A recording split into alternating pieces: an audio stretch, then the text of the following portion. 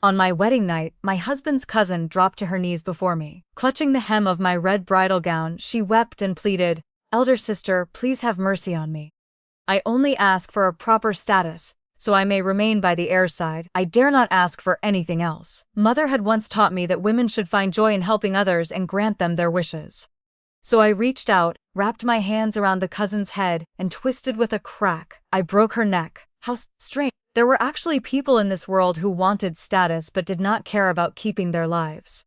Since that was what she wished for, I granted her the status of a lowly concubine. Women ought to help one another after all. Song Chang'an held her corpse and howled until his voice broke. "You poisonous woman. You killed Wanwan, and you still expect me to marry you. Only if I die. What an extraordinary request." I drew the evil warding sword kept beside the bed. The corner of my mouth curved as the blade swept across his throat. After wiping my hands clean, I shouted, "The young cousin killed the heir. I broke her neck to avenge him. There is no need to thank me. Just adopt a few children to support me in my old age, and we can call the debt repaid." From then on, I rose from a merchant's daughter to become the sole mistress of the Marquis Manor. I adopted both sons and daughters, and every one of them was attentive, filial, and obedient. I lived surrounded by brocade and luxury until I passed away peacefully at the age of 88. When I opened my eyes again, Song Chang'an was standing before me with a blade, demanding to break our engagement. "In this life, even if you beat me to death, I will never marry a poisonous woman like you." My eyelid twitched. The blade in my hand trembled, then sliced through the air and tore open that foul, chattering mouth.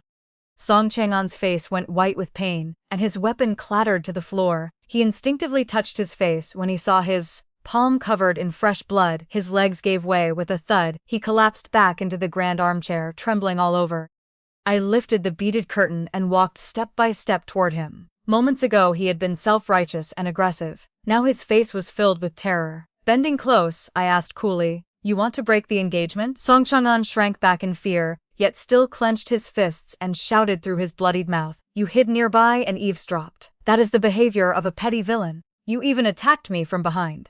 Despicable." I merely gave a soft, cold laugh, but he immediately tightened his grip on the weapon hidden inside his sleeve. I saw everything. The corner of my mouth lifted in contempt. An honorable man has nothing to hide, only a guilty villain panics. This is my property. What could be said here that I am not allowed to hear unless… The dagger in my hand shifted slightly, its sharp gleam making it impossible for Song Chang'an to keep his eyes open. When he opened them again, my face was already beside his ear, my lips curved in a chilling smile. "You were speaking ill of me. Does that mean you deserve to die?" Perhaps my smile was too terrifying. He seemed to remember something and went limp with fear, almost sliding to the floor. But my dagger was already pressed to the back of his neck, forcing him to remain rigid and motionless. "You came here carrying a blade to break the engagement. Does the Song family know?" I asked. 15 years ago, the old Marquis relied on 100,000 taels of silver from my Yun family to survive his crisis and save the Marquis Manor from collapse. This marriage involves both gratitude and honor. It cannot be discarded merely because Song Chan opens his mouth or offers up his life. Song Chan finally seemed truly frightened. He kept backing away, even stammering when he spoke. "Today I came to the tea house to ask Madame Yun to end the engagement. Half the street already knows. If you dare kill me again, then wait to be charged with murdering a member of an official household. Again." So he had also been reborn. I returned to the grand armchair and looked at him sideways. "You may end the engagement. Tell the clan elders of the Song family to come in person, bringing the 100,000s the Yun family lent you, along with all the interest accumulated over 15 years. Song Chang abruptly raised his head. "Are you truly that greedy for money? Just because I refuse to marry you, you intend to drive the entire Marquis Manor to its death?" I laughed. "You do not want the marriage, but you do not want to repay the debt either. The Marquis Manor truly has no shame." At that moment, his dear cousin pushed open the door and rushed inside, sobbing, yet the instant she reached the doorway, her knees went weak and she dropped to the floor. "Every mistake is mine," Jiang Wenwen cried.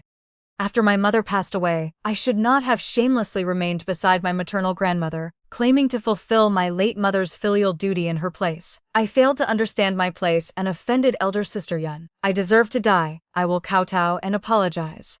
I only beg you not to make things difficult for cousin Chang'an, and not to drive the Song family into a dead end." She wept miserably, but every word came out clear and orderly. All through the tea house, People stretched their necks and pricked up their ears, waiting to hear what happened next. The moment they saw Song Chang'an's blood-covered face, some could not resist loudly accusing me of cruelty and jealousy. The young lady's mother died, and her father took a second wife. With life difficult at home, she returned to her maternal family and depended on her grandmother. The two relied on each other, and the girl kept the old woman company in her later years.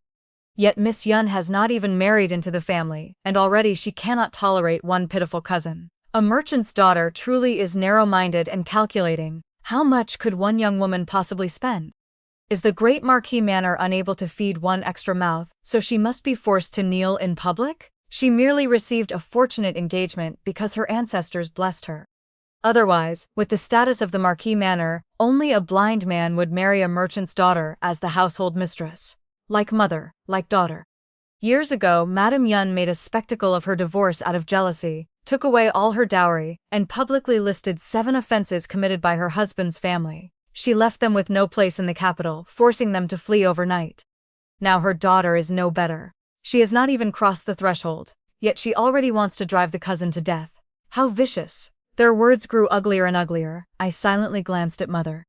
She calmly lifted her teacup as though she had not heard a single word. She looked exactly as she had years ago, after father tried to seize her entire fortune and she wiped out his whole family in a single night. The next morning, she had still sat across from me at breakfast as though nothing had happened. Song Chang'an remained as foolish and incapable of reading the room as he had been in my previous life. Under everyone's gaze, he ignored all propriety between men and women, and rushed forward to pull Jing Wanwan partly into his arms. His eyes reddened. "Cousin, get up! The ground is cold, you have always been frail. If you ruin your knees and damage your health, grandmother will be heartbroken when she finds out." Behind her handkerchief, Jiang Wanwan concealed a smug smile and deliberately raised her tear-filled eyes toward me, but Miss Yun has not agreed yet. As she spoke, she intentionally revealed the vivid green jade bracelet on her wrist. It was a superior piece from the Yun trading house. The previous month, the Song family had claimed that they were short of funds because they had to make arrangements in many places, so they borrowed an entire set from the Yun family, saying it would be presented to a palace consort. Yet the bracelet was on Jiang Wanwan's wrist, matching earrings glittered on her ears, even the hairpin and kingfisher feather ornaments were arranged in her glossy black hair. They could not truly hurt me, but they could use the crowd's scrutiny to humiliate me and deliberately make me feel stifled. This was not the first time. In my previous life, on the day of my wedding, my bridal sedan stopped before the gates of the Marquis Manor. Jiang Wanwan had urged old Madame Song to establish her authority over me. She declared that unless I stepped across a brazier, Song Chang'an would not be allowed to kick open the sedan door. Before the assembled guests, Jiang Wanwan deliberately blocked the sedan holding a handkerchief over her face. She announced, "I mean no harm. The Yun family has few descendants and little good fortune. A master once said that Miss Yun carries an ominous aura and a deeply unlucky fate. If she crosses this brazier, all the misfortune of her past will be burned away. Once she enters the Marquis Manor, only wealth and honor will remain and her life will be smooth from beginning to end." I refused, and the crowd reacted exactly as they did today. Some said my fate was inauspicious. Others called me narrow-minded and lacking in grace. Still others blamed me for refusing to take one step back to keep the peace, causing everyone to lose face. Yet not one person pointed out that the brazier was nearly 1 meter long and packed with blazing red coals. They clearly intended to force a bride like me to step directly onto the burning charcoal and endure flesh-tearing agony. As I entered the gates of a noble household, a merchant's daughter marrying into an aristocratic clan was oppressed before she even crossed the threshold. Everyone silently regarded it as only natural and competed to force me to accept it. Sitting inside the bridal sedan with a blood-red veil covering my vision, I spoke coldly. "Lift the sedan, we are returning to the Yun residence. The Yun family cannot climb high enough to enter the grand gates of the Marquis Manor. This brazier, nearly 1 meter long, has also burned away every debt of gratitude and affection between our two families. The 100,000 taels, together with all interest, must return to the gates of the Yun residence with my sedan today. Otherwise, I will report the matter to the authorities." The noise instantly died away. The Marquis Manor could not repay that sum and did not dare truly turn against us. With no other way to salvage the situation, Jiang Wanwan dropped to her knees before my bridal sedan and sobbed into her handkerchief. "Miss Yun, why make everything so ugly? I only wanted what was best for you. If you do not wish to cross it, I will have the brazier removed. Why use money to force others and make everyone lose face? Slap. My wet nurse hurried forward to defend me.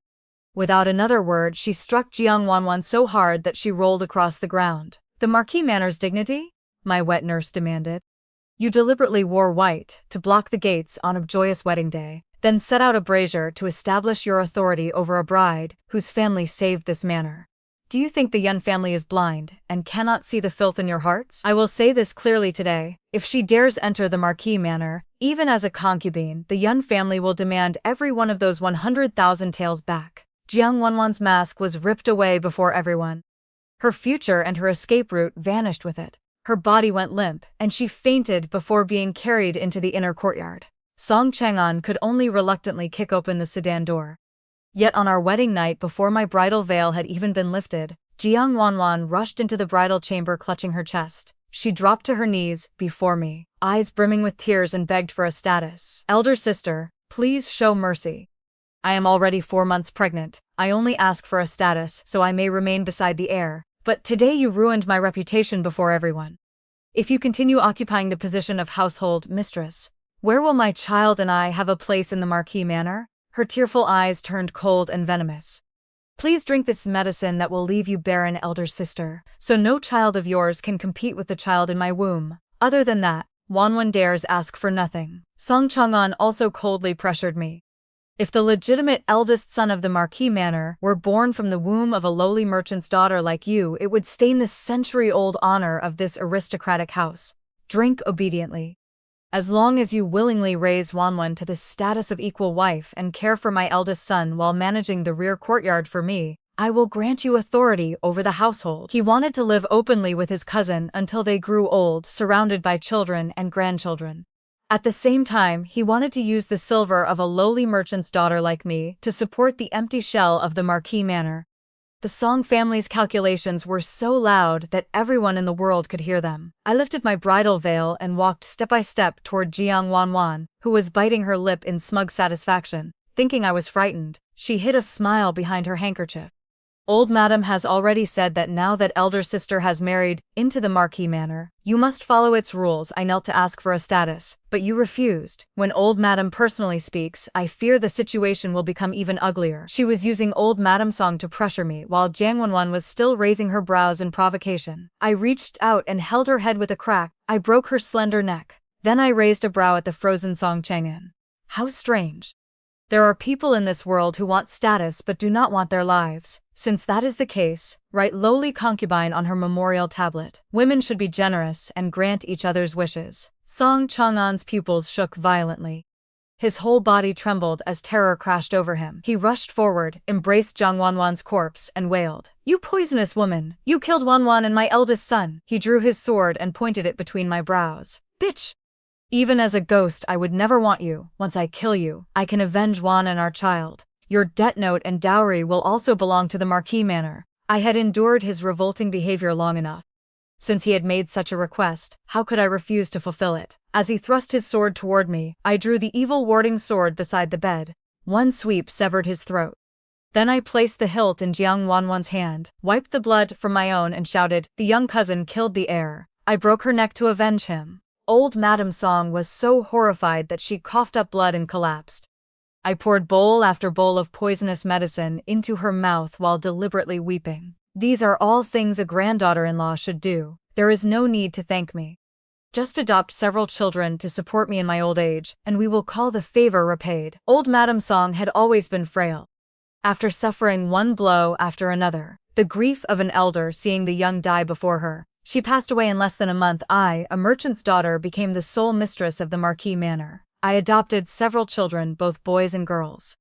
Every one of them was filial, thoughtful, and wholly obedient to me. I lived surrounded by brocade and luxury until I passed away peacefully at 88. I had never expected to open my eyes and return to the past. Jiang Wanwan was still performing the same revolting act before me. If Miss Yun refuses, Wanwan will remain kneeling and never rise. But before she even finished speaking, Song Chang'an had already half lifted and half supported her to her feet, carefully settling her at the tea table beside the door. He glared fiercely at me. "You have not even crossed the threshold, Yet you already act like the household mistress and treat everyone as beneath you. If you truly marry into the Song family, will any woman in the rear courtyard still have a chance to live? Today I, Song Chang'an, will end this engagement with you, no matter what. Clack. Mother set the lid of her teacup down heavily. Shaner, young people should settle their own affairs. She rose and slowly walked out of the room.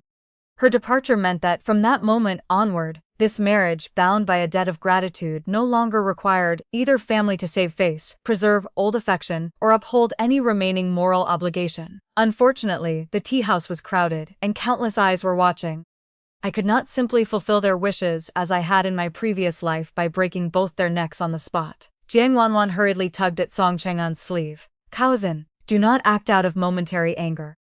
A marriage concerns the promises and futures of two households. How can it be treated as a game? Wanwan does not feel wronged. As long as Miss Yun is willing to spare cousin and the Marquis manor, Wanwan will do anything. Everyone praised her for understanding propriety and considering the greater good. Their looks toward me grew even more contemptuous and disgusted. I acted as though I saw nothing. I merely raised my eyes and looked directly at Jiang Wan. Anything? Her expression stiffened. Including tearing off your false skin? Before she could cover her face and begin crying again, my wet nurse moved faster. Slap! The blow landed heavily on Jiang Wanwan's face. The force sent her crashing into the lacquered wooden door behind her before she fell to the floor with a thud. The door burst open from the impact. A distinguished guest sat on the other side. He wore a dark blue-black cloak like a raven's wing and radiated a cold, lethal menace. Yet his expression remained as leisurely as a man strolling through his own courtyard. Holding a teacup with complete composure, he raised a pair of long, narrow eyes. Our gazes met. My eyes passed over the token of the general's manor at his waist. I clicked my tongue lightly. Have I disturbed you, sir? He lowered his long black lashes and gently shook his head. I came only to drink tea. Please continue, miss. I gave a quiet acknowledgement. My wet nurse immediately seized Jiang Wanwan by the ankle and dragged her back through the doorway. Before the door closed, I turned to the man. Your tea and pastries are on me today, as an apology. He raised a brow, the rim of his cup, brushing his thin lips. Thank you. Bang. The instant Jiang Wanwan was dragged back, my wet nurse threw her straight onto the table. For the past 5 years, the Marquis manor had raised her like a sheltered noble daughter. She was frail and pampered. The impact left her curled in pain, her face deathly pale, even her sobs trapped in her throat. Song Chang'an rushed forward in panic and shielded her. Pulling the dagger concealed in his sleeve, he pointed it at me and cursed loudly. Poisonous woman, you attacked someone openly, and everyone here witnessed it. I will not only end the engagement but also report you to the authorities. I nodded. Good. Then I looked straight at him. Let me give you enough to report all at once. The words had barely left my mouth when I grabbed the teapot and charged forward. I clamped one hand around Song Chang'an's throat and smashed the pot onto his head with a crack. The dagger fell to the floor. His body went limp like a chicken being strangled. Tea and blood streamed down his face. The terror of having his throat cut in his previous life filled his eyes, and his whole body shook violently. You dare touch me, the Marquis manor will never let you go. I ignored him, kept my grip on his throat, and slammed him hard against the tea table. Song Chang'an was struck until his mind spun. He suddenly spat out a mouthful of blood, collapsed to the floor, and stopped moving.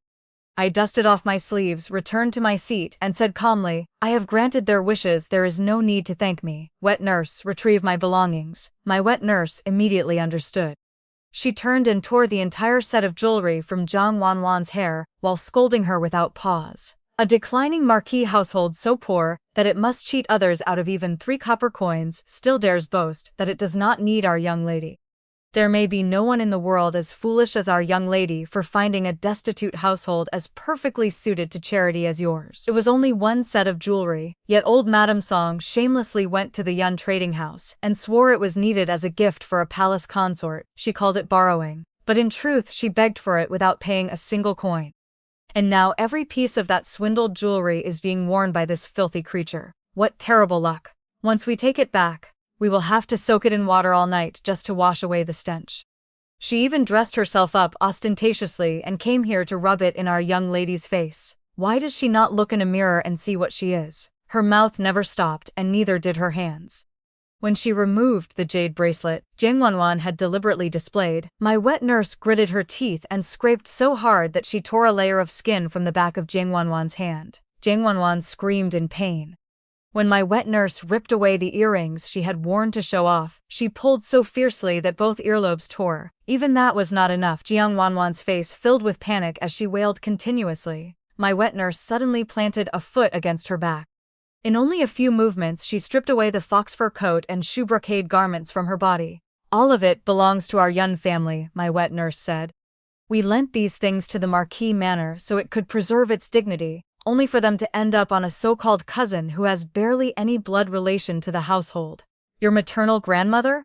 Your own grandmother in Yangzhou is so ill that she cannot get out of bed, yet no one has seen you carry even half a bowl of medicine to her, but you have spent years flattering this other grandmother, who is only distantly related to you. You probably wish every wealthy noble in the capital could crowd into one bed and collectively claim you as their child. You filthy thing, flattering the rich and despising the poor, for our young lady to argue with you would only stain her status.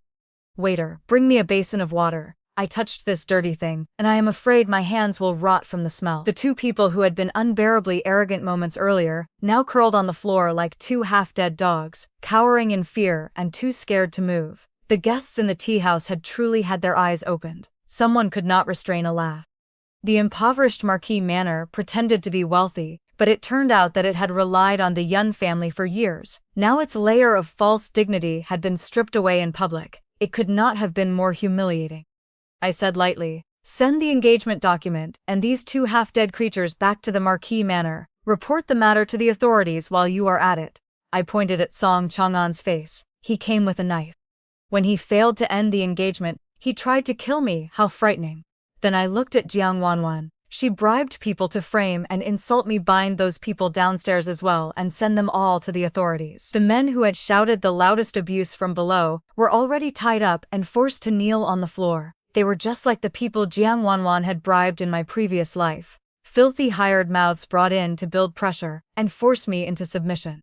Once taken before the authorities, none of her dirty schemes could remain hidden. The two half-dead figures were placed on wooden stretchers. Along with my letter ending the engagement, they were carried straight back to the Marquis Manor, while the steward beat gongs and drums and loudly announced each charge. With every step, my wet nurse shouted another line. A favor worth 100,000 taels was repaid with 2 blades and an attempt to kill for money after the engagement could not be ended. Young Master Song failed to break the engagement, so he tried to murder someone. The young cousin bribed people to block the door, frame our young lady and destroy her reputation. A century-old aristocratic house has bullied others beyond endurance. From this day forward, the marriage is terminated. We ask only that every debt and account be settled clearly. The procession filled the streets with the clang of gongs and drums. Before half a day had passed, the entire capital would know the ugly face of the Marquis Manor. After swallowing 100,000 taels belonging to the Yun family, it had sent a man brandishing a knife to our door to force the engagement to end. My wet nurse spoke anxiously. The Yun family is still only a merchant household. Over the years we have relied somewhat on the lingering prestige of the Marquis Manor to establish ourselves in the capital. Now that we have suddenly turned against them, and old Madame Song has ties to the imperial consort's maternal clan, I fear the 100,000 taels will not be easy to recover. Your marriage prospects and the trading house's future business may also face many obstacles. I set down my teacup and rose. A person has only one life. If we retreat one step today because we suffered an injustice, then retreat another tomorrow for the same reason, we will spend our entire lives shrinking back like cowards until the end. Roads are made because people walk them. If the Song family will not do, then we will choose another. There were countless rich and powerful houses in the capital. If the Yun family's merchant ship wished to dock, I refused to believe there was no harbor willing to receive it. It was only a marriage beyond a decaying title, riddled with holes. What did the Song family possess that deserved respect? The bottoms of every pot in the world were equally black. At worst, I would choose another household and keep sharpening my knife. What was there to fear? The moment I finished speaking, the door between the rooms was suddenly pushed open, revealing the man's cold face, sharp features, and deep-set brows. In that case, he said, what does Miss Yun think of the General's manor? Its power is great enough, and the bottom of its pot is black enough. I laughed. Have you seen enough of the show? He stepped through the doorway, his long brows pressing down over a stern, chilling expression. I have seen clearly what Miss Yun is capable of. I looked away. Poaching another family's prospective bride is hardly the act of a gentleman. I see neither capability nor sincerity from you. He gave a quiet laugh so faint that I almost thought I had imagined it. I am Xiao Lin. I am willing to marry Miss Yun and make her the mistress of the general's manor. I am also willing to stand behind the Yun family and support it. The hand holding my teacup paused. Xiao Lin, General Xiao. I had never met him in my previous life because his fate had been poor. 3 years later, he died on a distant battlefield. His cousin then occupied the general's manor alone. With the crown prince supporting her, she lived even more gloriously than I did. At banquets, she even called herself a general's widow, and repeatedly declared that she was worlds apart from a crude woman like me. Even though both of our husbands had died, that was the only connection and grievance between me and the general's manor. Did he intend to offer the Yun family's ship a harbor? How could such effortless kindness exist in this world? Besides, I had been reborn whatever I wanted. I could seize with my own hands. I rose. If the bottom of your household's pot is so black, does no one there have hands? Can you not scrub it clean yourselves? Must you wait for a new bride to enter and clean it for you? You are a grand general, yet you have not even managed to marry a wife. Do you intend to keep using that filthy pot for the rest of your life? Your terms are not enough, he called after me. I turned to look at him. What do you want? He sat down across from me with complete ease, slowly turning the jade ring on his thumb. I admire how decisively you act. I will not hide the truth from you. My mother died after suffering deep injustice and grief. The woman who now bears the title of mother is merely my father's second wife. The filth of the inner residence and its endless schemes have left me truly tired of dealing with them. The bottom of the general's manor's pot is too black. I need a household mistress capable of standing firmly and scraping it clean. I immediately understood. You want a marriage in name only. I will hold the mistress's seal, and in exchange, I will give you peace. The hand turning his jade ring suddenly stiffened. Will that do? He asked. If not, name any terms you wish. So that was the truth. He wanted to use me as a knife that could kill without drawing blood, while I wanted to borrow the power behind him, the Eastern Palace and the Empress. Both sides would benefit. Each would take what they needed. It was perfectly fair. I rose in satisfaction. I agreed to this cooperation. Then I stared into his dark eyes, the corner of my mouth curving upward.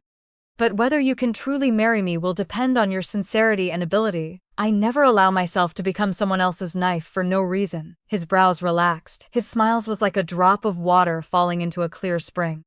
He took a piece of superior jade from inside his robe and gently pushed it toward me. Then Miss Yun should begin preparing her bridal gown. The Yun family's broken engagement with the Marquis Manor caused an enormous uproar. Yet before the silver was repaid, the Song family's retaliation arrived. The Yun family's cargo ships were suddenly detained at the docks. A drunkard unexpectedly died inside one of the Yun family's taverns. Rumors spread that the Yun jewelry shop had stolen another artisan's craft. Suppliers who had worked with us for years broke their word and raised their prices together. One long-term customer after another canceled orders and tore up contracts. Even the trusted shop managers submitted their resignations in succession. Although evidence that our ships had been detained without cause was presented to the court, no one would accept the case. The matter was suppressed again and again. The coroner personally sealed his conclusion that the drunkard had slipped and died, yet no one dared acknowledge it. The craftsmen in our jewelry shop demonstrated techniques they had practiced for years, exposing the accusers' lies to their faces. Even then, the onlookers only claimed that we were twisting the facts to defend ourselves. When commoners fought officials, commoners usually suffered. Very few ever gained anything. That was why in my previous life, I had endured insult after insult. I had insisted on stepping through the gates of a powerful noble house before taking the lives of those 2 dogs. Mother sighed. The Song family may not gain much from this either, but I fear the Yun family will still lose a layer of skin. I did not answer. I merely tended to my blade in silence. Since they were determined to seek death, I naturally had to grant their wish. But then the steward suddenly brought news. The authorities had issued a document allowing the Yun family's ships to dock. The dead drunkard's relatives had also signed and pressed their fingerprints, accepting the body. Even the rival trading house that had accused the Yun family of stealing its craftsmanship came to apologize in person. They admitted that they had failed to control their people and had unintentionally produced designs similar to ours. It was Xiao Lin. His personal guard had visited the government office only once. The moment the guard stepped out, the official document was sent straight to the docks. The drunkard's nephew had suddenly disappeared for half a day. By coincidence, he was found by a coachman from the general's manor, and personally returned to his family, that taught them to stop while they still could, and to start accumulating some virtue through good deeds. A shipment from the rival trading house, filled with inferior goods passed off as high-quality merchandise, was publicly exposed. Before a complaint could even be submitted, they had already come to confess and apologize. Xiao Lin had used my own methods, but he acted faster, more precisely, and more ruthlessly. This was the sincerity he had placed openly before me. It was also proof of his ability to use the general's manor's power to support the Yun trading house. Mother frowned. Plotting with a tiger is far too dangerous. But she did not know that Xiao Lin would die on the battlefield 3 years later. I am not plotting with a tiger, I said. I am plotting to take the tiger's skin. The general's manor's power was indeed useful. I had chosen this marriage. Defeated old Madame Song had no choice but to swallow her pride and come to our door in person to apologize. Yet, like Jingwenwen, she deliberately blocked the entrance of the Yun residence, using her age to pressure us before a crowd. This old woman has personally come to apologize to Shanner, she cried. Shanner should respect these old bones and stop making trouble for Chang'an over a little baseless jealousy. Marriage is decided by parents and arranged by matchmakers. I know Shanner has suffered grievances, but she should not openly betray trust and righteousness by abandoning the engagement. She wept until her entire body shook, as though she wished she could die before our gates and smear every stain of infamy onto me. Creak. The great gates opened and Mother stepped over the threshold with a cold face. Then I will decide on her behalf. The Yun family accepts the Marquis Manor's request to end the engagement. Old Madame Song's expression changed in shock. The children are ignorant, but you are joining them in this chaos? Mother looked at her sideways. Coming to our door with a blade is not chaos. Hiring people to block the door and destroy my daughter's reputation is not a game. The Marquis Manor is a century-old aristocratic family. Perhaps it can treat reputation and human life as toys, but the Yun family values both life and honor. We cannot play games that use a woman's reputation to force her head down, nor do we play with other people's lives. The engagement document has already been returned. Old Madam must have come today to repay the debt. Bring the loan agreement. My wet nurse deliberately answered in a loud voice, yes. With a rustle, she unfolded the debt note before everyone. Old Madame Song's eyes swept over it, and even her voice began to tremble. When this marriage was arranged, old Madame Yun and the old Marquis made it clear that it rested first on affection and then on moral obligation. This engagement was founded on both. Whoever disregarded old ties and ended it would bear full responsibility. The Yun family may end the engagement, but the old debt must be erased. You must also compensate the Marquis Manor for its lost dignity. Hand over 30% of your shops as compensation, and both sides may part happily. The world is harsh toward women. Even if you possess a vast fortune, you are still only a woman. After your engagement is broken, no noble house will look at you. You will not accept the hardship of marrying into a poor family either. Finding another marriage that satisfies you will be as difficult as climbing to the heavens. Besides, it is true that you attacked someone. Which family in the capital would dare marry a poisonous woman whose whole body reeks of money? Everyone drew in a cold breath. Those words were vicious beyond measure. Old Madame Song was willing to suffer 3,000 wounds herself if it meant dealing me 800 in return.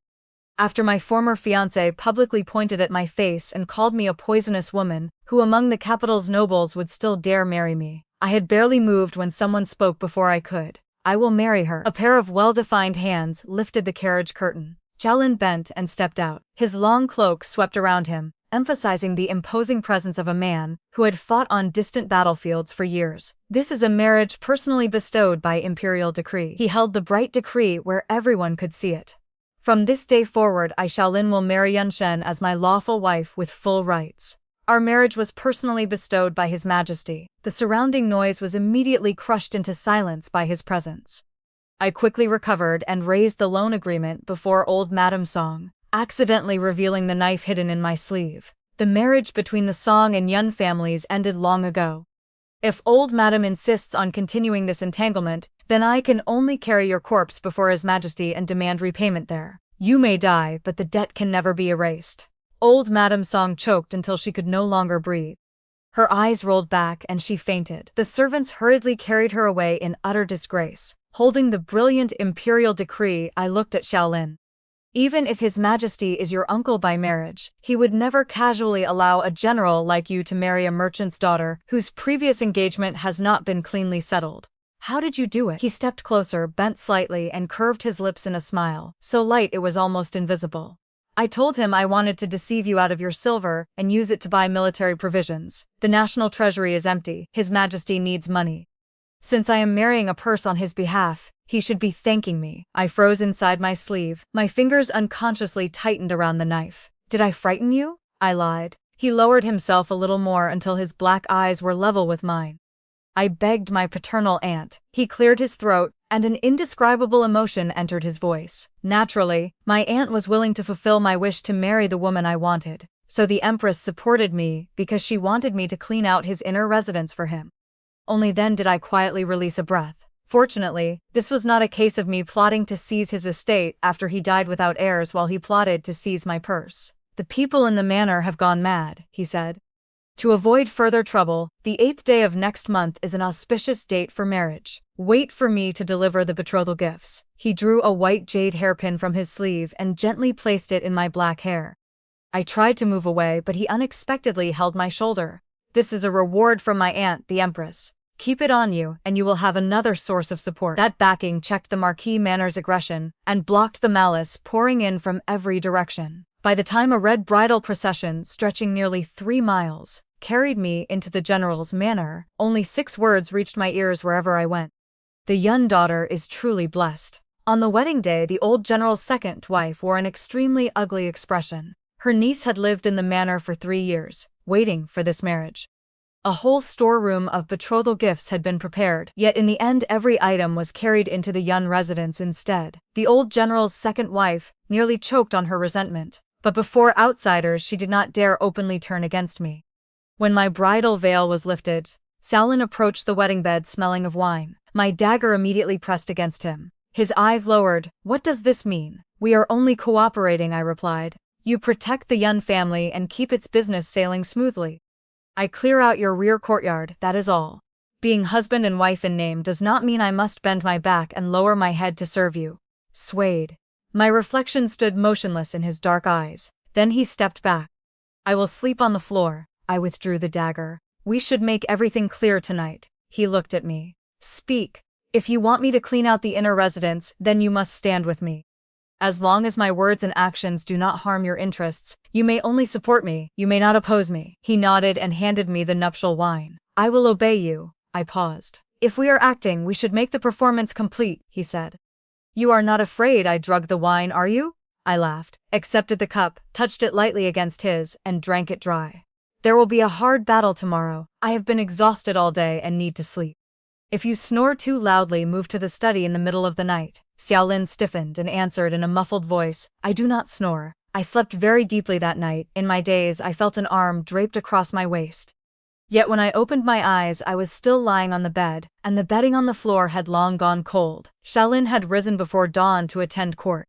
On the table, he had left the household mistress's seal, and the imperial saber bestowed by the emperor. His good sense pleased me greatly. Not long afterward, the wet nurse from my mother-in-law's courtyard led a group of people into my bridal chamber.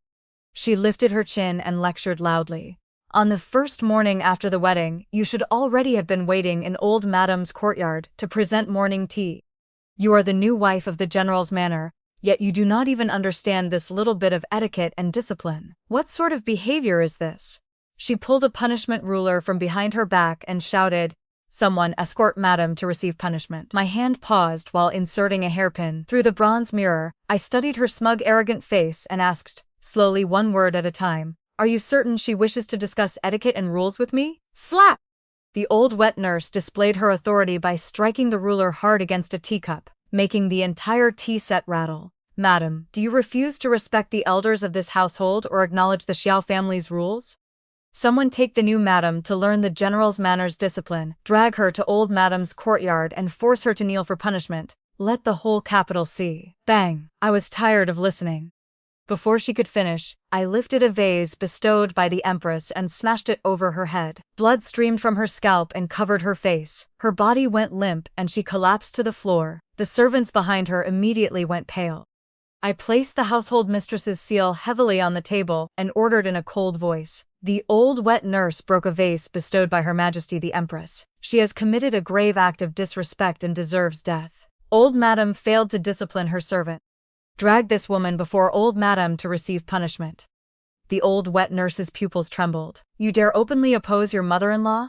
A woman who does not understand respect for superiors and order within the household is unworthy to be mistress of our military family. Before she finished, one of my dowry maids seized her shoulder. I stood my long skirt trailing over the floor and slowly walked toward Old Madam's courtyard. A steward stepped forward to block my path. Madam, how can you behave so discourteously? Wet nurse has served this household for many years and Old Madam is your mother-in-law. Crack! The dog-beating staff in my wet nurse's hand struck the hollow behind his knee. He dropped to his knees before me, his expression alarmed. My wet nurse pressed the staff against his shoulder and shouted sternly, "What are you, to dare teach the household mistress how to act?" The steward clenched his fists. Does Madam intend to throw the manor into chaos on her first day and give outsiders a weakness to seize? Old Madam is still the general's stepmother. Are you not afraid others will accuse the general of being unfilial? I glanced at him. When your old madam tried to establish her authority over me the first day I entered, were you mute or blind? You have been steward for more than 10 years, yet you do not know that even a favored concubine remains a concubine. This so-called old madam is merely a servant putting on the airs of an elder. An adoptive mother? Allowing a favored concubine to serve as the legitimate son's adoptive mother steward, you truly possess remarkable power. I took the household mistress's seal from my maid and set it down heavily before him. You cannot distinguish right from wrong, do not understand reason, disrespect the household mistress, and rely on power to bully others. Beat him to death. The servants secretly watching from the courtyard all drew a cold breath. The steward's voice trembled even harder. I have served in the general's manor for more than 10 years. You cannot dispose of me at will. I laughed coldly. More than 10 years. Yet you never learned the rule of respecting the mistress of the household. That alone shows how rotten this inner residence has become. Someone drag him away and beat him to death. The steward's pupils shook, but before his sharp tongue could say more, my wet nurse stuffed a filthy rag between his teeth. After making an example of the steward, I deliberately said, "Wet nurse, remember this for me. Anyone in this manner who disrespects the household mistress or tries to use filial duty to force others will meet the same end. Kill every last person who tries it." Several young maids beneath the covered corridor had been about to run and report to Madam Qin. Their backs instantly stiffened, and they stopped awkwardly in place. I watched them with open interest. I watched until their bodies trembled and their faces turned white. Slowly they looked back. Under my half-smiling, contemptuous gaze and the pressure of the household mistress's seal, they all dropped to their knees. Knowing how to choose a side was very good. I continued toward Old Madam's courtyard. Behind me, my wet nurse and maids dragged the old wet nurse on her back across the ground. Her face was covered in blood, and her mind was no longer clear. The heels of her embroidered shoes scraped over the thin snow, leaving 2 long striking grooves behind her. All along the way, her miserable state was on full display. Every servant in the general's manor was so frightened by her condition and the steward's death that no one dared raise their head. At last, with a heavy thud, the half-dead old wet nurse was thrown before Madam Qin, who had been sitting in smug anticipation. That single throw shattered the confident expression of a woman, certain she would establish rules for me. "You dare punish the wet nurse beside me," Madam Qin shouted. "You have rebelled. Someone drag her away and beat her to death." I cut her off coldly. Breaking a vase bestowed by Her Majesty the Empress is a capital offense. Old Madam understands etiquette better than anyone. "Surely you will not shelter a dead rat from your own courtyard." Madam Qin shot up from the grand armchair. "You are using the Empress to pressure me. What are you but a merchant's daughter who has just crossed this threshold? Yet you dare humiliate your mother-in-law and violate filial duty. Do you want people to point fingers at Xiao Lin and condemn him because of you?" Qin Shilan, standing beside her, gracefully bent her knees and saluted me. "Sister-in-law, please do not be angry. Aunt is only upset because you did not come on your own initiative to present tea and pay your respects. She has no intention of making things difficult for you." Her methods were indeed skillful. With one sentence, she changed the subject and turned the accusation back on me, placing the charge of unfilial conduct on my head. I smiled and walked closer. "Oh, and which mangy toad are you, coming here to eat for free? The wedding feast is over. Why have you not left? Is your family so poor that it cannot afford to feed you?" Qin Shilan's eyes widened. How can you be so crude and discourteous? I looked at her, sighed. I cannot compare with you. You eat, take, and use other people's belongings for free, yet still have the face to pose as a noble young lady and interfere in the rear courtyard of my general's manor. I waved a hand before my nose and rolled my eyes skyward. You have no rules or upbringing, every inch of you reeks of a seductress. Could you be the prized pupil of a brothel, madam? What a stench. Xiaolin's small face instantly lost all color. Her veiled, underhanded tactics had met someone like me, who attacked head-on. She was so furious that she could barely stand. Madam Qin had personally raised her. Hearing this, she felt the insult even more deeply. Grinding her teeth, she flung a teacup. It narrowly missed my forehead. Your speech is vulgar beyond endurance. Where is your upbringing? My gaze immediately turned cold. If you do not care about the dignity of an elder and strike first, then do not blame me for refusing to respect your age and for stripping you of every shred of dignity. Bring the dowry inventory for this so-called old madam, who is merely a favored concubine. Madam Qin's pupils contracted. What did you call me? The dowry inventory. I stepped forward. The laws of our dynasty recognize no equal wife. While my husband's birth mother was still alive, you somehow accidentally slept with the old general, and were then brought into the household. If that did not make you a concubine, what did it make you?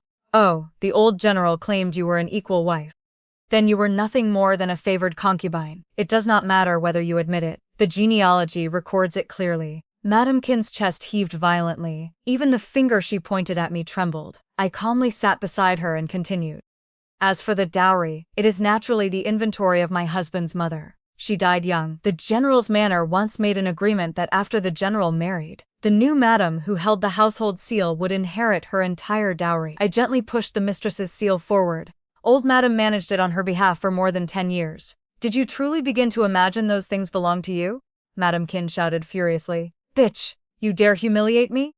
If I had known earlier that you carried such malice, I should have made you die in the Yun residence before you ever crossed the Xiao family's gates. I smiled coldly and asked one word at a time. Then were the repeated assassination attempts against the Yun family, the near sinking of my ship and the poison in the nuptial wine on our wedding night, all arranged by old madam? You are speaking nonsense. Madam Qin panicked at once. On your first day in the manor, you babble wildly and rush before me to seize silver. Are you not afraid the whole world will point fingers at you and condemn you? I stared directly at her. On my first day, a concubine like you dared assume the posture of a mother-in-law and throw a teacup at my face. What affection is left for us to discuss? Compare the accounts. You are mad, she cried. This is not a struggle for household authority. It is robbery, I nodded. Someone tried to seize what was not hers. I can only seize it back. Years ago, you forced your way into the old general's marriage and drove my mother-in-law to death. Did you not do exactly the same? Besides, I am only taking back what originally belonged to Xiao Lin. Why are you so frantic? Could it be that you embezzled his mother's dowry? Madam Qin's face suddenly darkened. She raised a hand to strike me, but an unexpected hand caught her wrist. Unable to move, she grew even more furious. What lowly maid dares touch me? Drag this blind creature outside and beat her to death. Every servant in the courtyard lowered their head. Not one dared move. Xiaolin's guards stood outside holding their swords, clearly there to support me. The woman holding Madam Qin's wrist answered with calm composure. The general submitted a memorial requesting Her Majesty's assistance in examining the late madam's dowry. I came under imperial order to serve as witness. Madam Qin's breath caught, and she collapsed back into the grand armchair. You are a female court official. Why are you not wearing official robes? Official Zhao raised her eyes slightly. Her Majesty said that this is still the general's manor. If I arrived in official dress, it would inevitably disgrace Her Majesty's maternal clan and leave the Qin family with no dignity. If the matter becomes public, the ones who will lose face are the Qin family, who allowed their daughter to climb into another woman's husband's bed, enter the household, and drive the lawful wife to death. Madam Qin was left speechless. I clapped my hands. Open my mother-in-law's storeroom and compare every item against the dowry inventory. Madam Qin trembled like a sieve. Yet official Zhao stood as straight as a drawn blade, and Madam Qin did not dare move. When the storeroom opened, everyone froze. Half the treasures had vanished without a trace. Many valuable objects had been replaced by inferior counterfeits. A great quantity of fine jewelry and precious goods had ended up in the courtyards of Madam Qin and her niece. Many of the jewels and costly furs were even being worn directly on their bodies. Madam Qin's legs shook, but she stubbornly defended herself. The old general died on a distant battlefield. The general's manor could not stand alone. I managed the household through hardship. What is wrong with taking a little of elder sister's dowry to preserve the manor's dignity? I laughed and placed a stack of the general's manor's account books before her. Old Madam's so-called struggle to hold up the household alone was this. After my husband's father died, you sent 70,000 taels back to the Qin family, used my husband's salary to support your own son, and took my mother-in-law's dowry so that you and your niece could live in luxury and bask in the manor's prestige. She wanted to argue, but the accounts were written with perfect clarity. A merchant's daughter like me possesses no special skill, I said. I merely settle accounts a little more clearly and establish rules a little more plainly. Recover every item according to the dowry inventory. For anything that cannot be found, make a list and order the Qin family to repay it. Madam Qin's body shook. Must you be so heartless? You are forcing the Qin family to submit a memorial Piching Xiao Lin. Before she could finish, my wet nurse tore the kingfisher feather jewelry from her hair. What impeachment? My wet nurse snapped. You are only the old general's concubine. You managed the household for a few years in someone else's place, yet you dare pose as old madam. People call you old madam because you are old, not because they acknowledge that you are truly the madam. The genealogy clearly records you as a favored concubine. Our dynasty has never recognized equal wives. No one accepts you as the lawful wife. Stealing the true late madam's dowry is a serious crime. Do not force our young lady to send you to prison. The family genealogy was brought over and slapped directly against Madam Qin's face, shattering the lifelong pride she took in believing she had defeated my mother-in-law. Her breath caught, and she almost fainted. But my energetic wet nurse led people forward, seized Madam Qin's arms, dragged her into the inner room. They quickly stripped away her clothes and jewelry. As she worked, my wet nurse said, "These things have been dirtied and must be washed thoroughly." A woman who could climb into the bed of the husband of someone she called her sister, then drive that woman to death, gives off a sour, rotten stench from her very bones. Qin Shi Lan tried to rush forward. My finger pointed at the clothes on her body. Everything she is wearing is also part of my mother-in-law's dowry. Strip it off. Qin Shi Lan's pupils contracted, but it was already too late. Several maids, who knew how to read the situation, immediately rushed at her and tore the kingfisher feather hairpins from her head. When Qin Shi Lan resisted, one maid laughed. Others who come to live off a household at least attach themselves to its lawful mistress. I have never seen anyone offer herself to a mere concubine and beg to be taken under her wing. What is the matter? Are you so desperate to become another man's concubine? The general married last night. We heard you cried several times. Did your heart break because he did not marry you? Do not worry. Today we will smash your face as well. The group pinched and clawed at her while rapidly stripping away everything that belonged to the late Madame Xiao. Qin Shi Lan's dignified elegance shattered into miserable screams and disheveled hair. By the time Xian Hall had been emptied with great fanfare, she wore only a plain white dress and her eyes were red from crying. The Xiao family has humiliated my aunt and me like this. The Qin family will never let it go. I nodded. I do not intend to let it go either. Bring in the witness. As soon as I spoke, someone entered the courtyard. The young servant who had secretly watched my courtyard the previous night was tied up and forced to kneel. He had endured severe interrogation and looked as though he had just been pulled from a pool of blood. Madam Qin twisted her handkerchief with trembling fingers. I asked, "Who ordered you to drug the nuptial wine?" The man shook all over and looked toward Qin Shi Lan, the young cousin. At once I turned squarely toward Madam Qin. Old Madam managed the household for more than 10 years. Seeing that my husband was young and kind, you boldly colluded with your niece from the Qin clan to scheme for wealth and endanger lives inside the general's manor. My husband may endure it, but I will not. Send the young cousin and the list of my mother-in-law's dowry, borrowed by the Qin family, to both the Qin residents and the authorities. Qin Shi Lan trembled from head to toe. How can you be so vicious? I raised a brow and laughed. Refusing to let you continue taking advantage of others is vicious? Then let me be a little more vicious. The Qin family must have heard about the methods I used against the Song family. Tell your father and grandfather to show some sense and repay the silver quickly.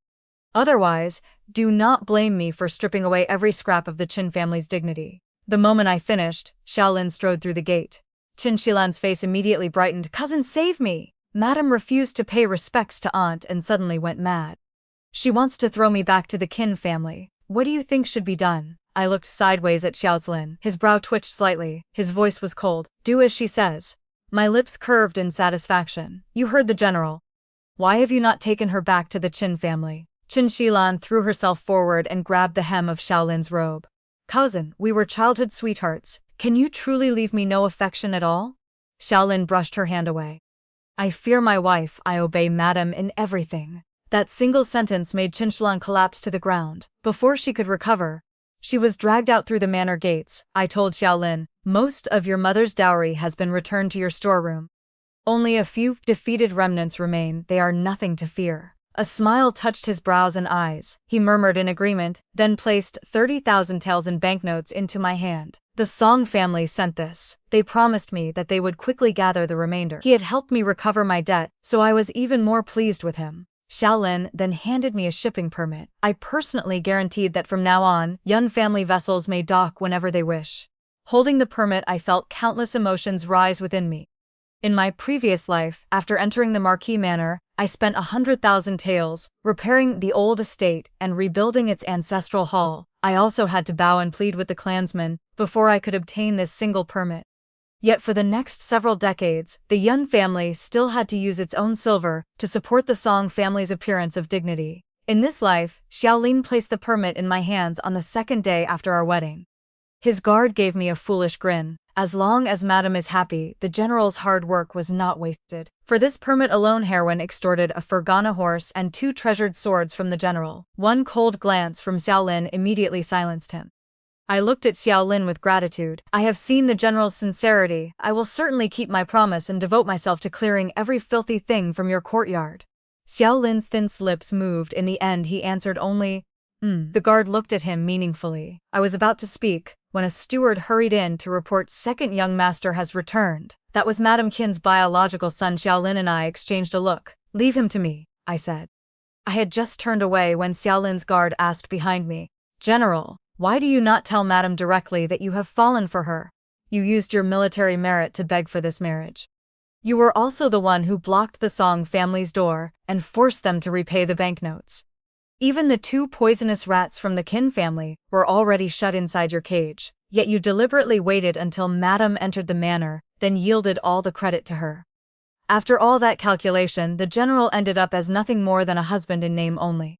Do you not feel wronged? Xiao Lin watched my retreating figure. The corner of his mouth curved in a smile that was not quite a smile. His Majesty's decree was real. The 3 betrothal letters and 6 wedding rites were real. The 8-bearer bridal sedan, the wedding bows, and the nuptial wine were all real. Tell me then, how could my wife be false? The guard drew in a cold breath. The general's calculations truly ran deep. Xiao Lin's smile deepened as he followed me toward the main courtyard. She is still young and unfamiliar with me. I can wait slowly and teach her slowly, but Xiaohong cannot be allowed to remain. Xiaohong, the Qin clan, had always acted as one. His mother had been angered into illness. His cousin had been thrown back to the Qin family in disgrace, causing the Qin clan to lose all face. Furious, Xiaohong stormed into the general's manor and demanded an explanation from me. An explanation? I looked at him. A concubine-born son has come to demand an explanation from his legitimate elder sister-in-law. What do you want me to explain? Or perhaps it is because, despite being born of a concubine, you have enjoyed the privileges of a legitimate son all these years? You have enjoyed every benefit bought by your elder brother's military achievements, yet you curse him behind his back as a low-born bastard. Her Majesty the Empress is your elder brother's paternal aunt, and also yours. Why do we not go together to Weiyang Palace and ask Her Majesty to judge fairly? Xiao Hong was frightened. Do not use aunt to pressure me. I gave a soft hum of understanding. That is true. Your elder brother went to the battlefield at 13 and spent years among blades and spears, exchanging his life for the status of a trusted minister. His Majesty values him, and Her Majesty naturally protects him. What explanation would we obtain in the end? A public confirmation that you are a concubine-born son, or a public revelation that every robe, meal, and luxury you have enjoyed over the years came from treasures your mother plundered from my mother-in-law's storeroom? Xiao Hong's face turned deathly pale. Do not frighten people. My mother managed the household for years. She was an equal wife acknowledged by father, not the lowly concubine you claim. I nodded. Then go, asked the Empress Dowager. Having suffered enough from the struggles between the eastern and western palaces, Her Majesty specially decreed that no favored concubine may destroy a lawful wife and that no man may possess 2 equal wives. If the old general truly defied an imperial decree, then let the entire general's manor bear the crime. Fortunately, my husband is capable and covered in military merit. No matter how filthy this matter becomes, it will not stain even the corner of his robe. Xiaohong clenched both fists in fury. In the end, he only threw down the words, "Just wait," before flinging his sleeve and leaving. Xiao Lin stood outside the door, unable to suppress the curve of his lips. I could not blame him. He had endured those underhanded attacks for many years. Now I had slapped those people directly across the face again and again. Of course, he was pleased. "Is that all it takes to make you happy?" I asked. "There is much more to come." The tips of Xiao Lin's ears reddened. "Just now you called me your husband." I gave a soft sound. "You may also call me your wife if we mean to deceive outsiders. The performance must look convincing." Xiao Lin raised a fist to cover his mouth, coughed lightly, and called in a voice barely louder than a mosquito, "Wife." In my previous life I had remained widowed until 88 and had never been intimate with a man. Being suddenly called wife in this life felt rather unfamiliar, but our partnership would last a long time, so I would have to grow accustomed to it. Gradually Xiaohong remained in Madame Qin's courtyard for the entire afternoon. Afterward, Madame Qin devised a plan for revenge. Every night, as soon as it grew late, she either suffered a headache or chest pain. If she was not short of breath, she claimed she could not breathe at all. Each time I had just lain down, one of her servants would run over and beg me to summon an imperial physician. After it happened often enough, I understood that she was deliberately tormenting me. Xiao Lin could no longer endure it. "I will order the imperial physician to make her bedridden for good." I shook my head. "Would that not be exactly what Xiaohong wants?" He remained in the general's manner, "because he hopes you will commit a grave mistake, so he can seize on it and bring both of us down." Xiao Lin's expression darkened. I comforted him. "Do not fear. Have you not entrusted the rear courtyard to me? They want to make an issue of filial duty? I have a way to ensure he gets exactly what he wants." That night, when someone from Madame Qin's courtyard came again with a message, I personally led people to pound on Xiaohong's door.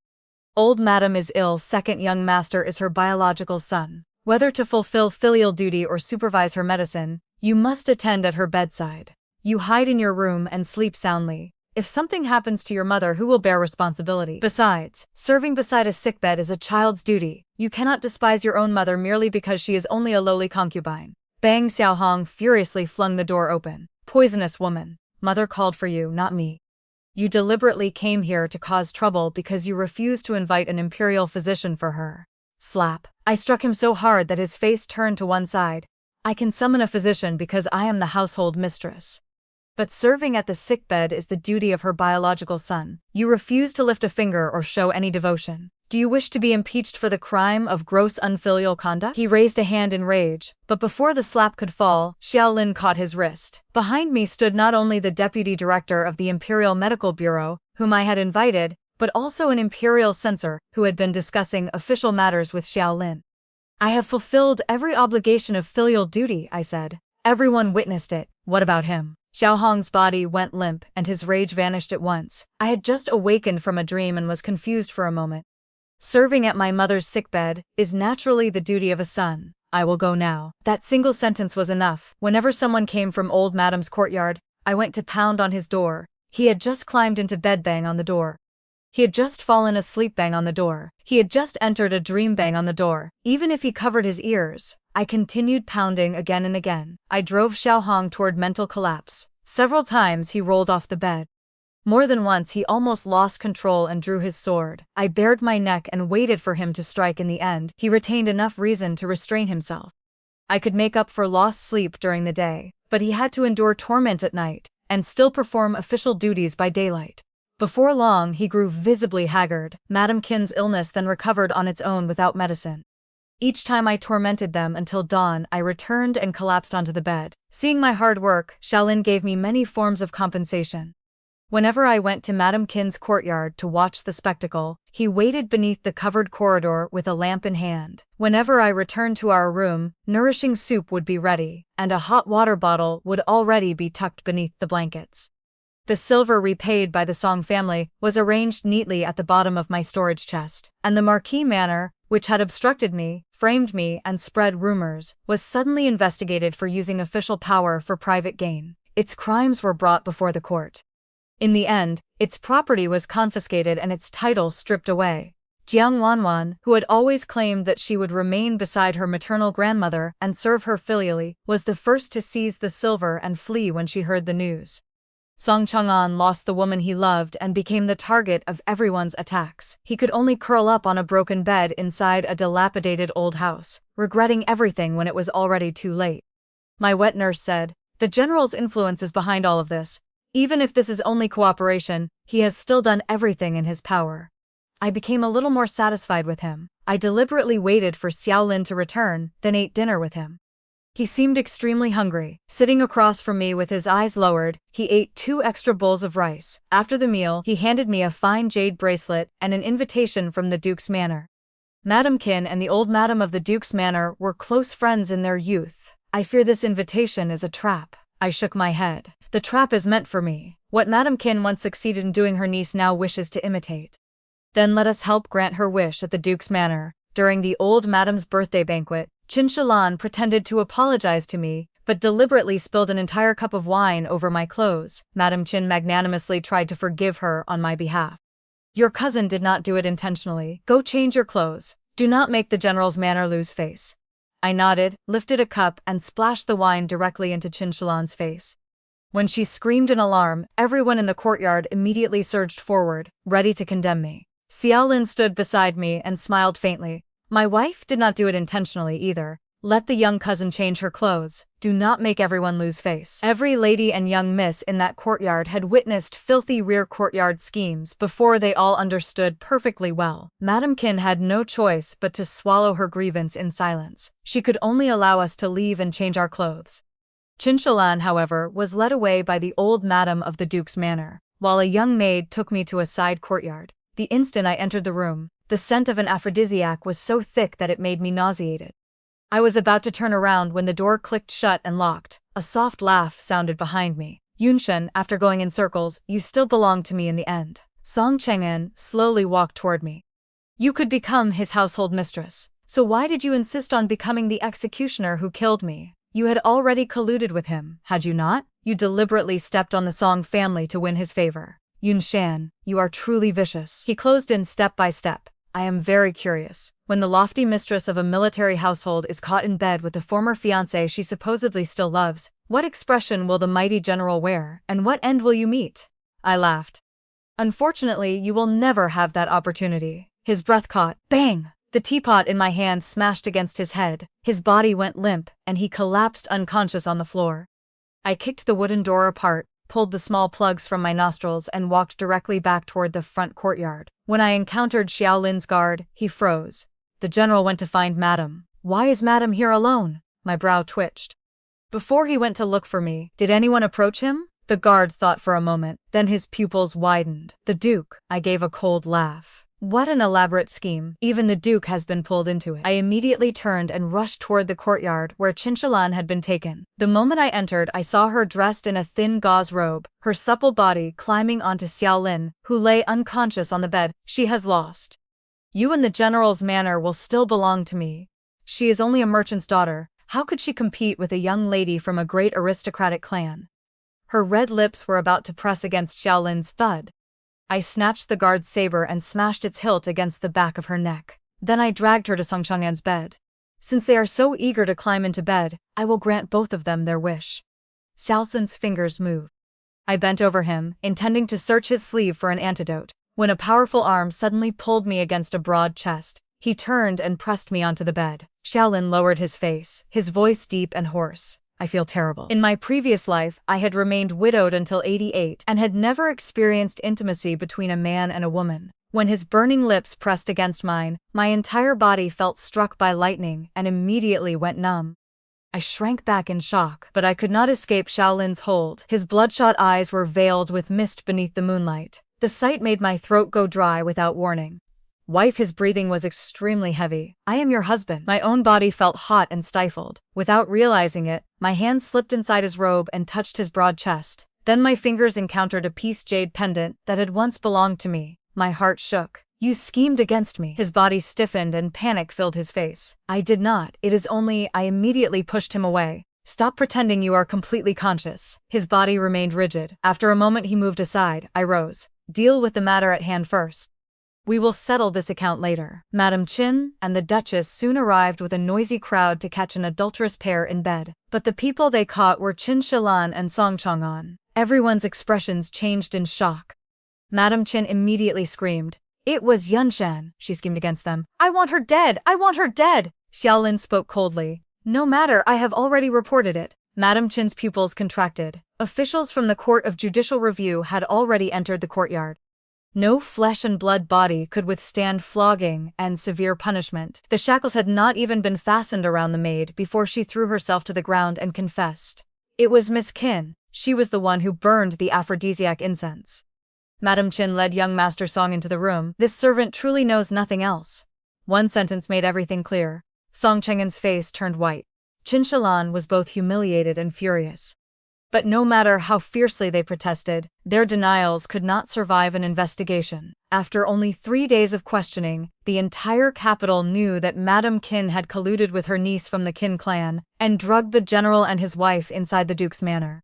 The empress personally issued a decree ordering Madame Qin to pray for blessings at Hugo Temple. She was forbidden to return to the capital for the rest of her life. Enraged by humiliation, Xiao Hong spoke viciously to me. Just wait. Before the red wedding candles in the general's manor have burned out, funeral banners will already be raised. I nodded. I always grant other people's wishes. I will make certain yours is fulfilled. He ignored my warning. While I was drinking tea on a boat, he sent assassins to kill me. Xiao Lin killed every one of them. Afterward, Xiao Lin took advantage of the situation and planted a command token belonging to Prince Ning's secret guards on their bodies. Xiao Hong was not so fortunate. Every assassin he sent was killed. The assassins I sent ran him through. His corpse was not discovered until all his blood had drained away. Song Chang'an and Qin Shilan failed in their plot against the general's manor. They were beaten until their bodies were a mass of wounds, and then discarded as useless pieces by their families. No one even came to see them off when they were exiled. Xiao Lin sent men after them beyond the city and eliminated them for good. The person behind the duke's manor was Prince Ning. If the general's manor declined, it would be no different from cutting off one arm of the empress and the crown prince. The emperor was no fool.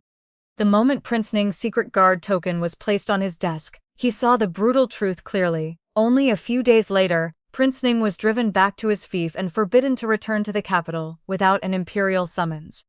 Once the winds of the rear courtyard reached the imperial court, the entire matter took on a different nature. I sat beside the grand armchair and looked at Xiao Lin. You wanted to marry me, was all of it calculation? He looked at me abruptly, hurt appearing in his eyes. How could it be? My father died of illness. I was only 13 when I had to take his place and go to war. I was frightened. I also knew fear and confusion. I went to my mother's grave and cried until my eyes were red.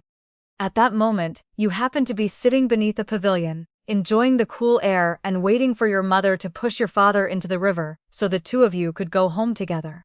You encountered me by chance. You took off your peace jade pendant and said, "My mother hopes I will remain safe." You did not ask my name, but I knew your name was Yunshan. Later, when I returned victorious, I learned that you had already been promised to the Marquis Manor. I did not understand why, but my heart ached dully. My wet nurse told me that feeling was called heartbreak. On the day I heard Song Chang'an intended to end the engagement, I abandoned even the crown prince and slipped into the tea house like a shameful eavesdropper. I hoped the broken engagement was real. I hoped I would not have to feel that pain again. His desire to end the engagement was real. It was true that you wanted nothing to do with him. The Yun family's difficulties were real, and my good fortune was also real. I did not deceive you. I only seized the opportunity that belonged to me. He waited for my answer. What he received was the divorce agreement I pushed toward him. The wind in the rear courtyard had stopped and our cooperation was over. Xiao Lin, I do not accept uncertain things in my life. Feelings may change on some unknown day. A man may betray me on some unknown day. The household mistress's seal may leave my hands on some unknown day. I prefer to hold what I can grasp with certainty, the Yun family's silver, the profits of the trading house, and my own life. Xiao Lin spoke urgently. I can use my whole life to prove myself, but I cannot stake my life on that gamble. I interrupted. Sign the divorce agreement. Our cooperation is finished, and I will leave. I rose and turned toward the door. I could discuss profit, power, and strategy. Only one word, love, was something I did not dare discuss. Mother had once been wronged, and my father's entire family died because of it. I, too, had once been deceived, and an entire Marquis household had declined because of it. I could not follow the same ruined path again. A woman should know how to grant others their wishes, but above all, she should fulfill her own desire for freedom and ambition. I had helped Xiao Lin scrub the blackened bottom of the general's manners pot clean. Xiao Lin was a man who honored his promises. The protection he had agreed to give me would not be withdrawn. With that, our accounts were settled fairly. The wind whipped my skirt with a loud flutter. The thin divorce agreement was caught by the wind and fell to the ground. Xiao Lin stared at it but did not bend to pick it up. You are still young, I can wait. You fear losing the gamble. Then I will show you that a sincere heart is not something you ever need to gamble your life on. But you wish to end this? I'm afraid a partnership meant to last. A lifetime will not be so easy to terminate. Thank you for supporting Panda. If you enjoyed the story, don't forget to like, comment, and subscribe. Your support helps us bring you more amazing stories. Now, let's begin story 2. Prince N was attacked by assassins on the outskirts of the capital. I happened to be passing by and saved his life. When the emperor heard of it, he sighed that heaven itself had brought us together, and immediately issued an imperial decree granting us marriage. Prince N hesitated for a moment before kneeling to accept the decree. During the 20 years of our marriage, we went from treating each other with the formal respect due to honored guests to being sick of the very sight of one another. Only when he lay dying did he finally speak the truth in his heart. I endured you for an entire lifetime. I thought that since you and Shulan were cousins, your temperaments could not be too different. That was why I accepted the late emperor's marriage decree. I never imagined you would not even measure up to a fraction of your cousin. You are crude and boorish, without the slightest bearing of a well-bred lady.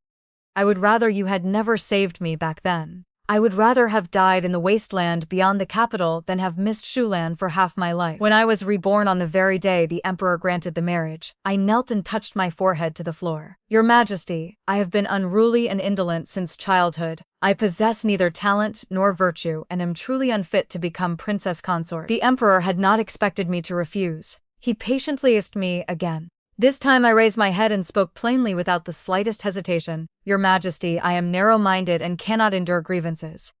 If Prince N favors another woman in the future, I will certainly become jealous and make his household restless. The moment I finished, the great hall fell silent. No one had expected me to reject the marriage.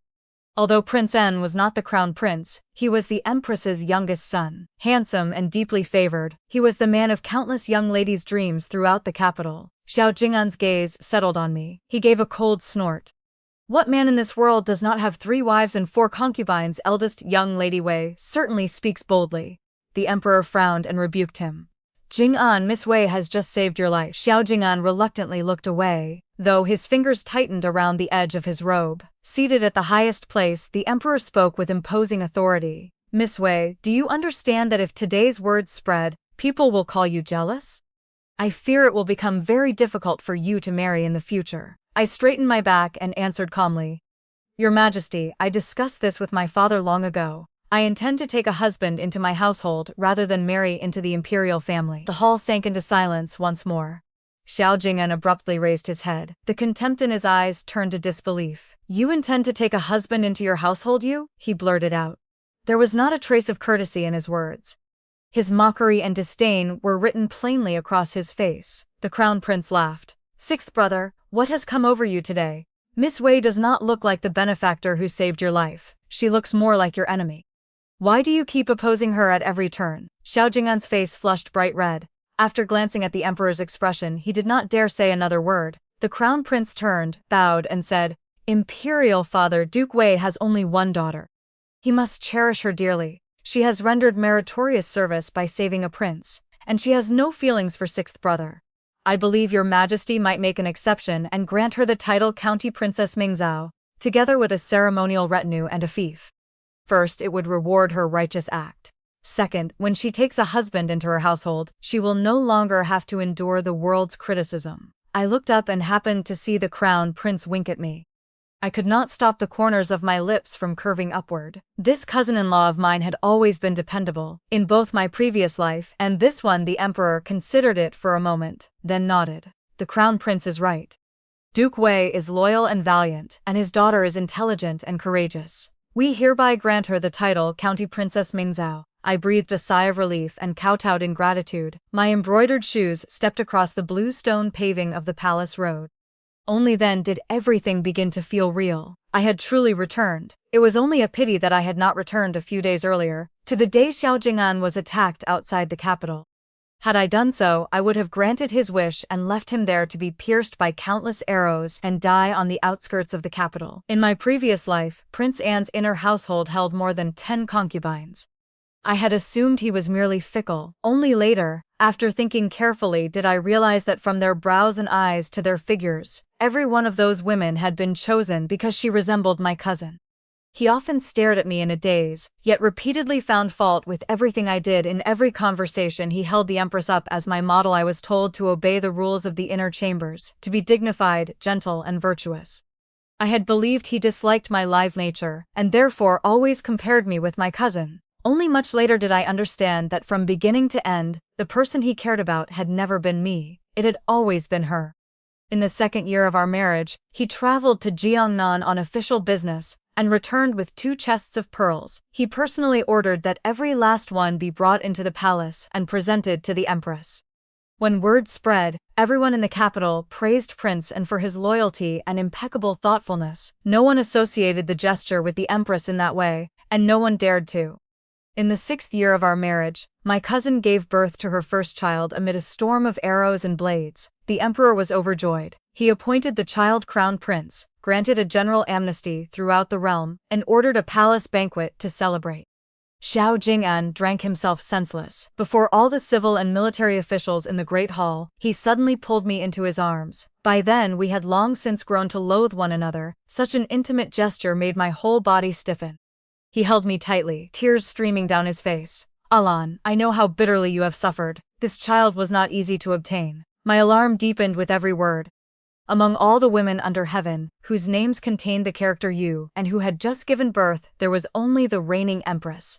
My cousin Yun Shulan. Everyone's gaze turned toward us. My heart pounded like a war drum, but I regained my composure in an instant. Before he could say anything even more reckless, I slapped him in full view of the hall. "Your Highness, today is the young crown prince's celebration, yet you are still thinking of that shameless seductress." The slap sobered Xiao Chang'an at once. The moment the drunkenness cleared, cold sweat broke out across his body. He was so frightened that he could not utter a word. Taking advantage of the moment, I reddened my eyes and tearfully accused him of trampling on my dignity by becoming infatuated with a courtesan from a pleasure house.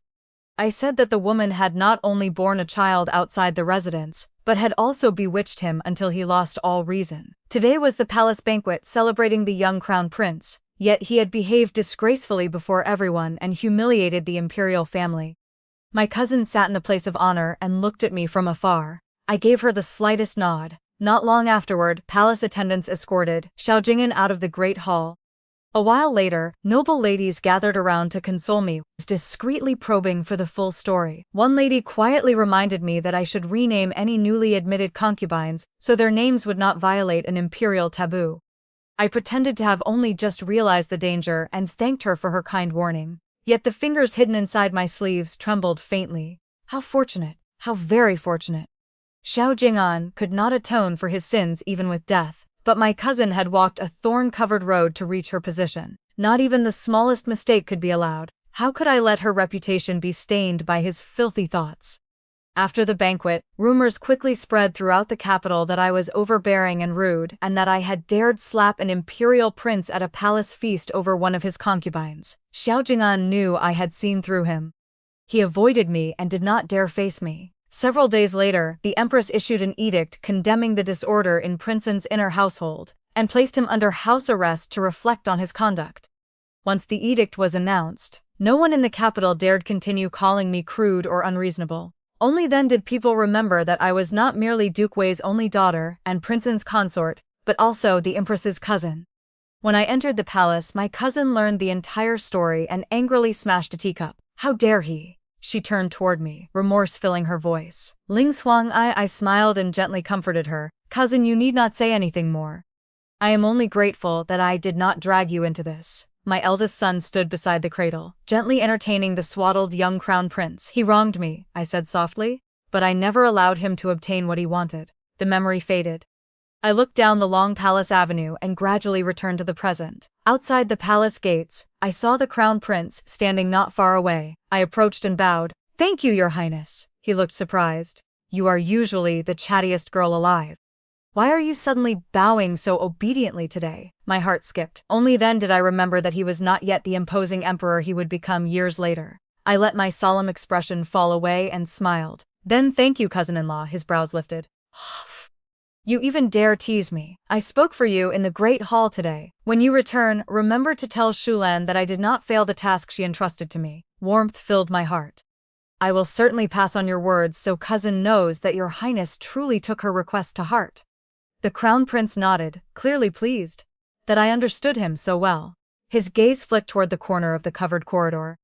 With a smile he asked, Ling Xuang, do you truly have no intention of reconsidering sixth brother? I rejected the marriage before His Majesty himself. How could it be false? A trace of doubt appeared in his eyes. Yesterday you were not opposed to it so strongly. Why did you suddenly change your mind today? For a moment I had no answer. I could hardly tell him that I had been reborn, and could no longer stand the sight of his sixth brother. A woman's thoughts can change in an instant, I finally said. The crown prince looked a little embarrassed, and glanced behind the corner of the corridor. Following his gaze, I turned and discovered Xiao Chang'an standing in the shade not far away. Once he realized I had noticed him, he strode toward us. His gaze moved between the crown prince and me before he gave a cold snort. I do not think a woman's mind changes quickly. I think Miss Wei simply wants to climb to a higher branch. The crown prince stared at him in astonishment, clearly unable to believe he had said such a thing. My expression remained calm, and my voice was as cold as if I were addressing a stranger. Your Highness need not speak in insinuations. The crown prince and I have acted openly and honorably, without crossing the bounds of propriety in the slightest. You cannot publicly slander my reputation merely because I rejected the marriage and caused you to lose face. My words left him no dignity at all. Humiliated, he became furious. Ling Xuang, even if you had remained silent today, I would never have accepted them bestowed by imperial father. You are not worthy to become my princess consort. His gaze swept across the crown prince's darkened face before returning to me. I warn you one last time, do not foolishly covet something that never belonged to you. I laughed mockingly. I return those words to your highness. How could a wild pheasant ever be worthy of a phoenix? His fists clenched and even his breathing trembled. You dare insult me? I named no one. If your highness chooses to claim the description, whom can you blame? Without giving his expression another glance, I turned and left. When I returned home, my parents were surprised to hear that I had publicly rejected the marriage, but neither of them scolded me. My father looked at me with affection. Marriage concerns your entire life. In the end, what matters is that our Ling Xuang is satisfied. If you do not like Prince In, then forget him. Father will find someone else for you. My nose stung, and countless emotions rose in my heart. Only after marrying into Prince An's household in my previous life had I understood that the Wei family was a military clan whose power had reached its peak. The emperor's marriage decree had actually been a test. The moment I accepted the decree, my father voluntarily surrendered his military command seal. In the end, he accepted only an idle office and remained at home in retirement. He withdrew from a lifetime of glory solely to protect my safety. From then on, Duke Wei's household gradually declined. When father saw my reddened eyes, he immediately asked, "Why are you crying? Did Prince In bully you in the Great Hall today?" I wiped away my tears, my voice choked. No. I only feel that father and mother are so good to me that I cannot bear to leave you.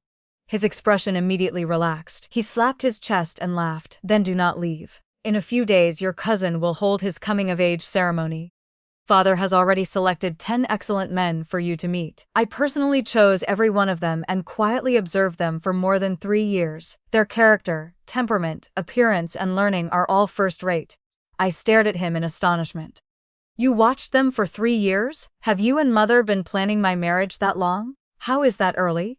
You are our only daughter. Of course we had to begin examining candidates carefully while you were still young. I was deeply moved, and my nose stung again.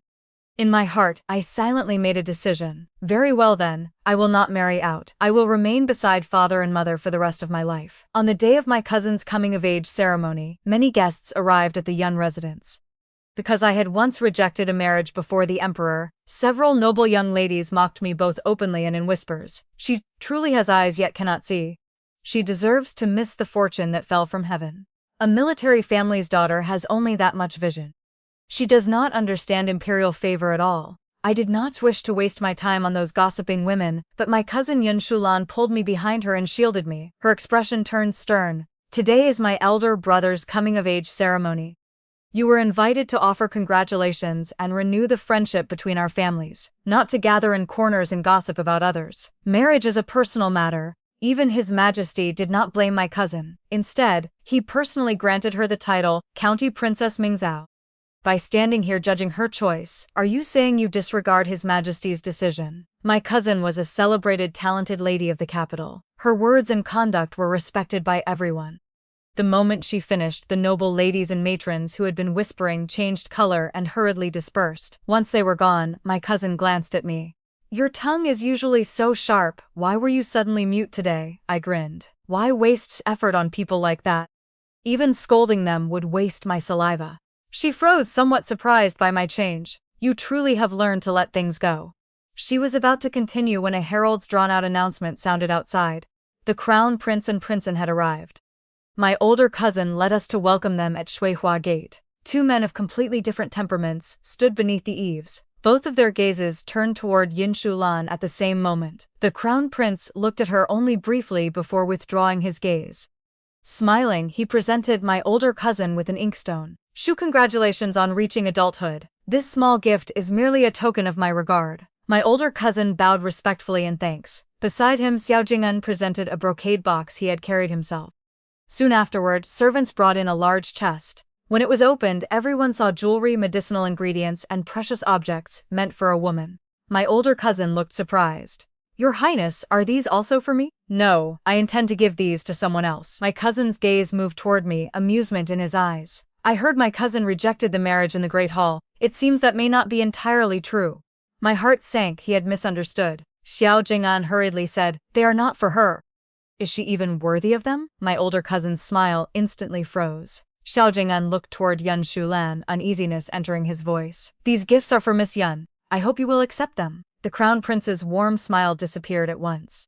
My cousin frowned even more deeply. Princeton and I are not close. I would not dare accept such lavish gifts. Please take them back. Moreover, my cousin is Duke Wei's legitimate daughter, and His Majesty personally granted her the title, County Princess Mingzhou. What treasure could she possibly be unworthy to possess? Xiao Chang'an froze, then immediately became flustered. Shulan, I did not mean. My cousin stepped back, her voice turning colder. Please conduct yourself properly, Your Highness. How can a young lady's given name be called so casually? My cousin was always gentle, yet today she had repeatedly stood up for me. Naturally, I could not let her stand alone. I saved Your Highness's life only a few days ago, yet today you publicly humiliate me. I wonder whether Your Highness looks down on the Wei family or on the Yun family as well. Xiao Chang'an glared at me in fury. Wei Lingshuang, do not sow discord. The crown prince cut him off coldly. Sixth brother, apologize. Second brother, a dark look flashed through Xiao Chang'an's eyes. Grinding his teeth, he said, Miss Wei, I apologize. I answered indifferently. Your Highness is of such noble status. How would I dare accept your apology? When I refused to give him a graceful way out, his expression grew even uglier. My cousin gave a cold snort. Without even offering him a formal courtesy, she pulled me inside. The moment we entered the side hall, she frowned. No wonder you rejected the marriage. A man like that is not worthy to touch even one of your fingers. Warmth spread through my heart in my previous life. Everyone said I had been fortunate to save Princeton and thereby receive an imperial marriage. After we wed and our marriage became bitter, the entire capital blamed me. Only my cousin supported me from beginning to end. I became momentarily dazed. Mistaking it for heartache, she said, do not be angry over someone unworthy. Your father has prepared several men for you to meet today. She pointed toward a pavilion not far away. The first one is already there. Hurry over. I nodded and slowly walked toward the pavilion. Beyond the covered corridor, a man in martial attire turned around.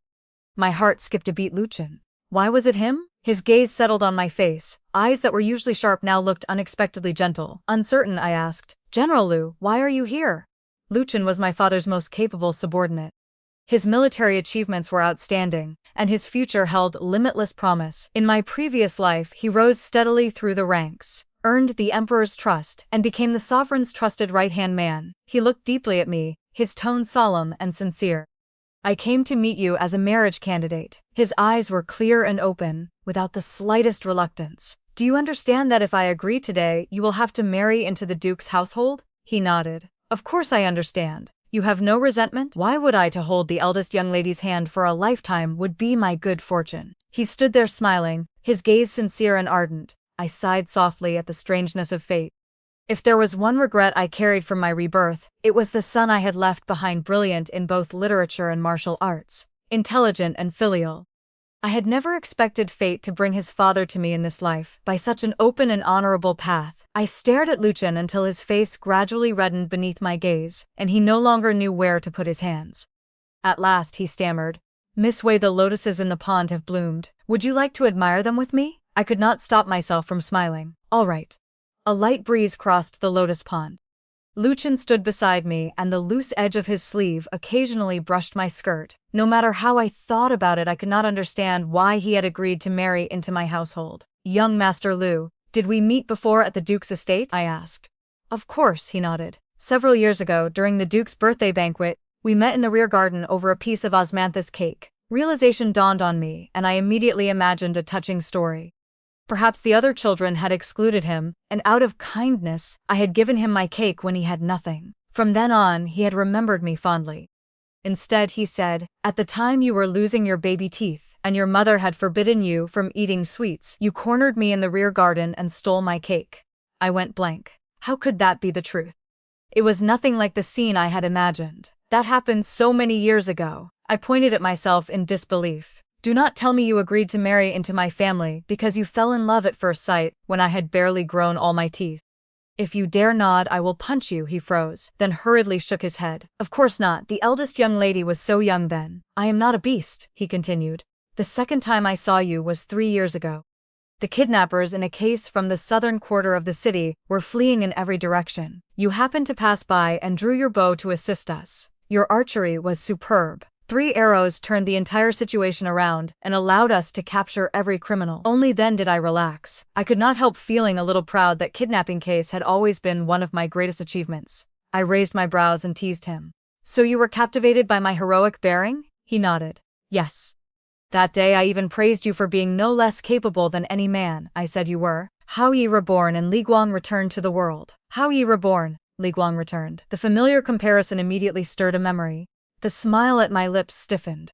He continued, "The eldest young lady glared at me and scolded me for speaking extravagantly and behaving frivolously. I was mortified and could only try to explain myself.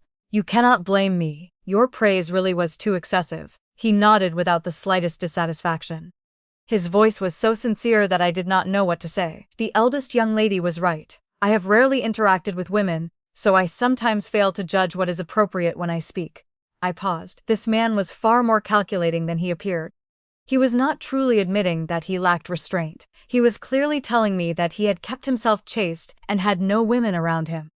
A few days ago, when Princeton was attacked, I led soldiers to the scene and witnessed the eldest young lady's courage again. At this point, the tips of his ears suddenly turned red, as though he had decided to risk everything. "Each of the 3 times I saw you, I grew more deeply drawn to you. That is why I came today." After saying it, he seemed to cast off every burden in his heart. He began listing his strengths and weaknesses, one by one, then admitted that he had not originally been the first candidate my father intended to present. To win that position, he had prepared many things to say. Fearing my father would think he only knew how to wield weapons and lacked literary cultivation, he had even prepared several poems. Unfortunately, he never found a chance to use them. He said he had overcome one rival after another, passing 5 gates and defeating 6 generals, before finally earning the right to be the first man brought before me. I wanted to laugh, yet I was deeply moved. While I was still wondering how to answer him, a man's voice suddenly came from beneath the eaves. "Accept him." Even I am moved by such sincerity, startled. I looked over and saw my older cousin and Yun Shulan peeking from beneath the eaves. This time I was truly embarrassed. Luchan, however, remained perfectly calm. He showed no embarrassment at being discovered. He even smiled and saluted my older cousin, as though thanking him for speaking on his behalf. My cousin Yun Shulan wore an apologetic expression. She laughed awkwardly twice and dragged her brother away. "Sorry to disturb you. Please continue. Continue." Then I heard the 2 of them whispering. "Who told you to speak? Did we not agree to watch without saying anything?" "I could not help it." "You could not help it, and you think that excuses you? Now we have given ourselves away and cannot watch the rest." I burst out laughing. When I turned back toward Luchan, he was watching me anxiously, waiting for my answer. I was about to reassure him when a cold voice sounded behind us. Wei Lingshuang, do you truly intend to accept him? I turned around. Xiao Jing'an approached with a dark expression. My face immediately cooled. Whether I accept him or not has nothing to do with Prince An. His gaze swept over me, every word sharp with hostility. Wei Lingshuang, did you insist on rejecting the marriage just to lower yourself this far? I laughed in anger. Lower myself? Then please explain exactly how I have lowered myself. He pointed at Lu Chen with disdain. He is merely a low-ranking military commandant, his parents are dead, and he has no family foundation. Even if you intend to take a husband into your household, you should not choose a man like him. I gave a cold laugh and lowered my voice. Lu Chen is indeed only a military commandant now.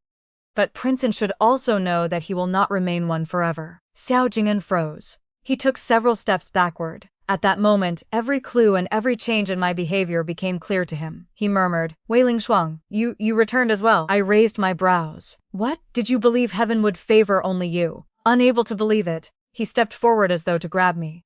Lingshuang, seeing that something was wrong, Lu Chen immediately pulled me behind him. Your Highness may possess noble status, but you still cannot rely on your power to bully others and ruin another man's good fortune. Xiao Jing'an's expression shifted. Good fortune? What good fortune could you possibly have with her? I am telling you, Wei Lingshuang belonged to me in our previous life. My heart sank, but Lu Chen did not even furrow his brows. I do not understand what your Highness means by a previous life. I know only that half a month ago, Miss Wei firmly rejected the marriage before Mechstagdi. If your Highness does not understand what rejecting a marriage means, allow me to explain. He emphasized every word. It means Miss Wei cannot stand the sight of you. Do you understand? She cannot stand the sight of you. She cannot stand the sight of you. The three repeated sentences made Xiao Jing'an's face turn exceedingly ugly. Your Highness, if you still value your dignity, you should not remain here pestering her today. Before Sheng could answer, Lu Chen raised his fist. If your Highness refuses to listen to reason, I also know a little about fighting. Lu Chen was tall and powerfully built. The moment he lifted his arm, the muscles were visible even beneath his clothes. He looked as though a single punch could strike Xiao Jing'an dead on the spot. Xiao Jing'an resentfully swallowed whatever he had intended to say. He left only one threatening sentence before hurrying away. Wei Lingshuang, you owe me an explanation. After he was gone, Lu Chen immediately checked every direction. He even used his martial agility to make a swift circuit of the lotus pond before returning to my side. I have checked, no one else is nearby. He blinked. Now may the eldest young lady give me an answer? The night breeze crossed the pond, carrying the faint fragrance of lotus blossoms. The surroundings were so quiet that I could almost hear his heartbeat. Tilting my head, I asked softly, what do you think of a bridal gift of 5,000 silver taels for a husband marrying into my household? He froze. Then his eyes lit up. Eldest young lady, does that mean you agree? Do not call me eldest young lady anymore. Call me Lingshuang. Beneath our wide sleeves, he gathered his courage and gently hooked his little finger around mine. When I did not pull away, he carefully enclosed my entire hand in his palm and tightened his hold bit by bit. All right, Lingshuang. Joy filled Lu Chen's face. He looked completely different from the stern, taciturn, battle-hardened man I remembered from my previous life. Old memories, scene after scene, drifted through my mind like the wind in my previous life. Soon after I married into Prince An's household, Xiao Jing'an and I became sick of one another. One concubine after another entered the residence, and one of them was the first to give birth to a concubine-born eldest son. With my own family in decline and my husband showing me no favor, my position in the residence became increasingly precarious. I entered the palace to see my cousin and asked to adopt a child. She refused. How could an adopted child be as close or filial as your own? You still need to bear this child yourself, but Xiao Jing'an and I are like fire and water. He has not entered my rooms in a very long time, and I do not wish to share a bed with him. The sight of each other disgusts us both. My cousin had already been empress for several years, and her words carried a measure of authority. If he does not wish to give you a child, there are plenty of men who would. She patted my hand and said with certainty, do not worry, I will arrange everything properly. I hesitated for a long time before finally nodding. My cousin acted quickly. Not long afterward, during a palace banquet, Xiao Jing'an became drunk and naturally remained overnight in the palace. My cousin arranged for a palace maid who closely resembled me to spend the night with him. Meanwhile, in a side chamber separated by a single wall, a man with heated breath climbed into my bed. In the darkness, I could not see his face clearly, but I knew with absolute certainty that he was not Xiao Jing'an. His body was powerful, and his breath was burning hot. Near dawn, he held me in his arms, and his deep voice sounded beside my ears. "Eldest young lady, forgive my offense." At that moment, my heart trembled violently. After Duke Wei's household declined, only one man still addressed me by the old title of eldest young lady. The next morning, once daylight came, everything appeared as though it had never happened. Xiao Jing'an returned to his residence, while my cousin kept me in the palace to continue resting. For half a month, whenever night fell, we spent the night together in the side chamber. We never openly stated our identities, but both of us knew who the other was. Half a month later, I left the palace. More than a month after that, a physician confirmed that I was pregnant, and only then did I breathe a sigh of relief. 10 months later, I nearly died in childbirth. Xiao Jing'an was likely amusing himself in one concubine's room or another. He did not come to see me even once. Fearing that someone might interfere, my cousin sent imperial guards to stand watch outside the delivery room. Through the folding screen, I heard Lu Chen's choked voice. "Ling Xuang, hold on." My spirit jolted, and half my clarity returned. I had planned for an entire year to reach this moment. How could I die just before succeeding and allow Xiao Jing'an to obtain what he wanted? I could not. I absolutely could not. I gritted my teeth and used every last bit of strength. After 3 days and 3 nights, I finally gave birth to Ali. This child had not come easily outside the door. Lu Chen wept with joy. He asked the midwife to bring me a longevity lock. Looking at it, my heart ached with bittersweet emotion. Later, I fastened it around Ali's neck. Ali was different from other children from a very young age. He could read at 3 and began practicing martial arts at 5. Great scholars and generals competed for the honor of teaching him. After long consideration, I chose the current grand tutor to instruct him in literature and Lu Chen to teach him martial art to outsiders. I merely said the two men's residences stood beside one another, sparing Ali the trouble of traveling far. In my heart, however, I believed a child should spend more time beside his true father. Lu Chen treated Ali extremely well. Throughout the boy's entire childhood, he remained at his side like a father. My son excelled in both civil and military arts. His learning, judgment, and strategy were exceptional, yet because everyone believed him to be Xiao Jing'an's son, the civil officials regarded him with suspicion and obstructed him at every turn. Despite all his talent, he could obtain only an idle office with no chance to display his abilities. I regretted that for many years I had wronged Ali by leaving all his skills without a place to be used. I had wronged Lu Chen even more.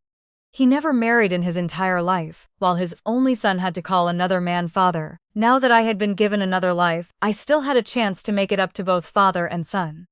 My thoughts passed like a light breeze, and I awakened from my memories. My older cousin's coming-of-age ceremony ended, and the guests gradually departed. Yun Shulan slowly approached, smiling as she teased me. "Uncle prepared 10 excellent men for you, yet you are truly remarkable. You chose the very first one. If it were me, I would meet all 9 remaining candidates, compare them one by one, score them, and only then decide the winner." I nodded. "Cousin's suggestion is excellent. I will ask the Crown Prince whether he would like you to use that method when choosing a husband." She froze, then firmly poked my forehead. "Well done, you even dare tease me now." "I would not dare. I am afraid the Crown Prince will come after me." We laughed and joked for a long while. After some thought, I still spoke seriously. "Cousin, Princeton came for you today. I am not speaking on his behalf. I only fear that if he becomes desperate, he may do something that damages your reputation. You and the Crown Prince love one another. If rumors spread that 2 imperial princes are fighting over one woman, it would not be good." My cousin was completely calm. "There is no need to worry. Leave this matter to the Crown Prince. He certainly noticed something today. If he cannot resolve even such a small matter, then I misjudged him." Seeing her composure, I felt reassured. My cousin and the Crown Prince understood each other perfectly. Between them, those two had at least 180 tricks up their sleeves. Once the two of them took a matter seriously, nothing unexpected would be allowed to happen. Early the next morning, noise outside my door woke me. My maid hurried in to help arrange my hair and makeup. "Miss, please get up quickly. Young Master Lu has come to present betrothal gifts." "Betrothal gifts?" "Yes, young Master Lu has had so many things carried into the residence that the gifts fill an entire courtyard. Why would a man marrying into my household present betrothal gifts? Was I not supposed to prepare the gifts for him?" Had Lu Chen changed his mind and decided he no longer wished to marry into the Wei family? I hurried to the main hall. The moment I arrived, I saw it packed with people. My maternal uncle, aunt, older cousin Yun Shulan, and even the Crown Prince were present. Lu Chen stood in the center of the hall. When he saw me enter, the corners of his eyes softened as he smiled. My cousin leaned close and winked meaningfully. You met him only yesterday, and today he has already come to the door. Young Master Lu truly could not wait. My face warmed. Lu Chen lifted a box in both hands, then solemnly knelt on one knee. His voice rang through the hall, each word firm and decisive. My Lord Duke, today I specially invited Lord Yun and his family, as well as His Highness the Crown Prince, to bear witness for me. I, Lu Chen, love the eldest young lady, and willingly marry into Duke Wei's household. I was orphaned young and grew up under this family's protection. These are all the assets and property deeds registered in my name. They cannot compare with the wealth of the Duke's estate, but please be assured that I will work even harder in the future and give Lingshuang the best of everything. After joining the Wei household, I will place Lingshuang before all else. As for children, if she wishes to have them, they will bear the surname Wei. If she does not, I am willing to take medicine that I will never father a child and remain beside her for the rest of our lives. The entire hall fell silent. For a long time my father maintained a stern expression. Mother gently tugged his sleeve. Only then did he take the box from Lu Chen and open it. Inside were stacks upon stacks of banknotes. I could not help being startled. At that point, Lu Chen had not yet become a powerful minister. Where had he obtained so much wealth? My father also looked surprised, though he kept his face solemn. You will not regret this? I will never regret it. Father turned to me. And you? I will not regret it. I nodded firmly. The rigidity in his expression finally eased. After a long pause, he said, as long as neither of you regrets it. Then he looked at me. As long as you are happy, Father is happy. My nose stung. At the same time, I let out a sigh of relief. From that moment, the fate of Duke Wei's household had been rewritten. Afterward, I asked Lu Chen where he had obtained so much money. He smiled. Over the past few years, I did a little business in the capital and earned some silver. He was honest by nature, but the amount in that box was far more than some silver. With such wealth, it truly seems a pity for you to marry into our household. He smiled and took my hand.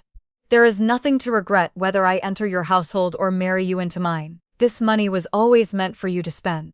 There is no difference. His words filled me with happiness. The preparations for our wedding proceeded in an orderly manner. When Xiao Chang'an learned that I was going to marry Lu Chen, he blocked my path at a banquet. Lingshuang, do not tell me you have truly fallen in love with that rough soldier Lu Chen. His tone was heavy with accusation, as though I were the one who had betrayed him. Princeton, whatever exists between Lu Chen and me is not the concern of an outsider like you. My reply left him speechless, and he immediately became agitated. His words came out in a confused, disjointed rush. Lingshuang, Lu Chen is not a good man. Do not let him deceive you. In our previous life, he was like a mad dog. He hounded me relentlessly in court and opposed me at every turn. Do you truly believe such a calculating man would willingly marry into your household? He only wishes to use you as a stepping stone to climb higher. He seized my wrist. Do not gamble with your entire life simply to take revenge on me. I laughed aloud. To take revenge on you, Xiao Chang'an, you think far too highly of yourself. After 2 lifetimes, this man remained astonishingly naive. Others might not know why Lu Chen had opposed him so fiercely, but how could I not know when Ali was young? Xiao Chang'an openly favored a concubine-born son. Encouraged by his mother, that boy came before Ali whenever he received a new toy. He boasted that Xiao Chang'an took him on spring outings, that his father treated him wonderfully, and that he was the child Xiao Chang'an loved most. Ali, he said, possessed only the empty title of heir. Each time the boy provoked him, Ali pressed his lips together and ignored him, yet when I returned he would quietly shed tears. Ali was still very small then. He turned his face aside and wiped his eyes, stubbornly insisting that he had never wanted the toy. The wood is poor and smells so strong that it made my eyes water. I was not crying. My heart ached as I embraced him. The next day, I immediately had that concubine sold away if she enjoyed both. Her son alone possessed his father's affection. Then I would let him lose his mother. From then on, the concubine-born son no longer dared come before Ali to flaunt his favor. Whenever he saw Ali, he avoided him. After Lu Chen learned what had happened, he personally made many toys for Ali. He also intercepted Xiao Chang'an on his return to the residence, threw a sack over his head, and gave him a thorough beating. As Ali grew older, his talent became more and more apparent. Xiao Chang'an disliked him even more, because he believed Ali had stolen his glory. Whenever people spoke of Princeton's household, they mentioned only the brilliant young heir. No one spoke of Xiao Chang'an anymore. Resentment grew in his heart until he even developed murderous intentions toward. He placed poison in the pastries Ali ate each day. Fortunately, I discovered it in time. Ali lay weakly in bed. When he opened his eyes, his first action was neither to cry nor become angry, but to comfort me. Mother, do not be sad. You gave me life and raised me. My godfather taught me martial arts and treated me like his own son. I have lost nothing. Hearing Ali's warm words, I felt as though my heart were being cut apart. So when Xiao Chang'an returned from court, I had servants pin him down and personally forced the entire plate of poisoned pastries into his mouth. He cowered in terror like a dog and did not dare reveal a word to anyone. The poison left him seriously ill and he remained bedridden for more than half a year before slowly recovering. When Luchan learned of it, he seemed to lose all restraint. From then on, he attacked Xiao Chang'an relentlessly in court. Now, I looked at the shameless man standing before me. Someone like him still dared claim. Luchan was not a good person. I gave a cold snort. In our previous life, as you lay dying, you said I was crude and could not compare with even a fraction of my cousin. Now I have found a good man to entrust my life to you and I have nothing to do with one another. Is this not exactly what you wanted? Why are you still entangling yourself with me today? After hearing my questions, he actually looked relieved. I have asked Imperial Father to issue a marriage decree between Shulan and me. She will become my principal wife. You and she grew up together and share a deep bond. I can take you as an honored concubine and both of you can enter my household together. He stepped closer. We spent decades together in our previous life. You understand me. I will not harm you. I felt only disgust. This bastard actually wanted the so-called blessing of having both cousins before I could curse him. An arm wrapped around me. Your Highness, is coaxing another man's fiancée into becoming your concubine what your family taught you? Luchan looked down at me and asked if I was all right. I shook my head. Go tell cousin and the crown prince at once. Prince N has requested a marriage decree. Chang'an folded his arms, speaking smugly. It is already too late. Imperial mother has agreed. I shouted angrily. Cousin and the crown prince love one another. What right do you have to separate a devoted couple merely because of your one-sided obsession? Love? He scoffed. Shun simply has not yet recognized my virtues. Once we are married and spend time together, she will naturally fall in love with me. Is that so? A voice sounded from behind us. Yun Shulan and the crown prince approached side by side. My cousin's expression was cold, while the crown prince held an imperial decree. I fear sixth brother will be disappointed, the crown prince said. I obtained this decree first. He raised it slightly and I immediately breathed a sigh of relief. Xiao Chang'an stared at the decree in the crown prince's hand, his face turning deathly pale. No. That is not right. It was not supposed to happen now in our previous life. This marriage decree was not issued until half a year later. Why is it so early? I gave a cold laugh. You truly are the fool who marks the boat after dropping his sword. Even if you were reborn 100 times, you would still be a fool. He was still the same fool.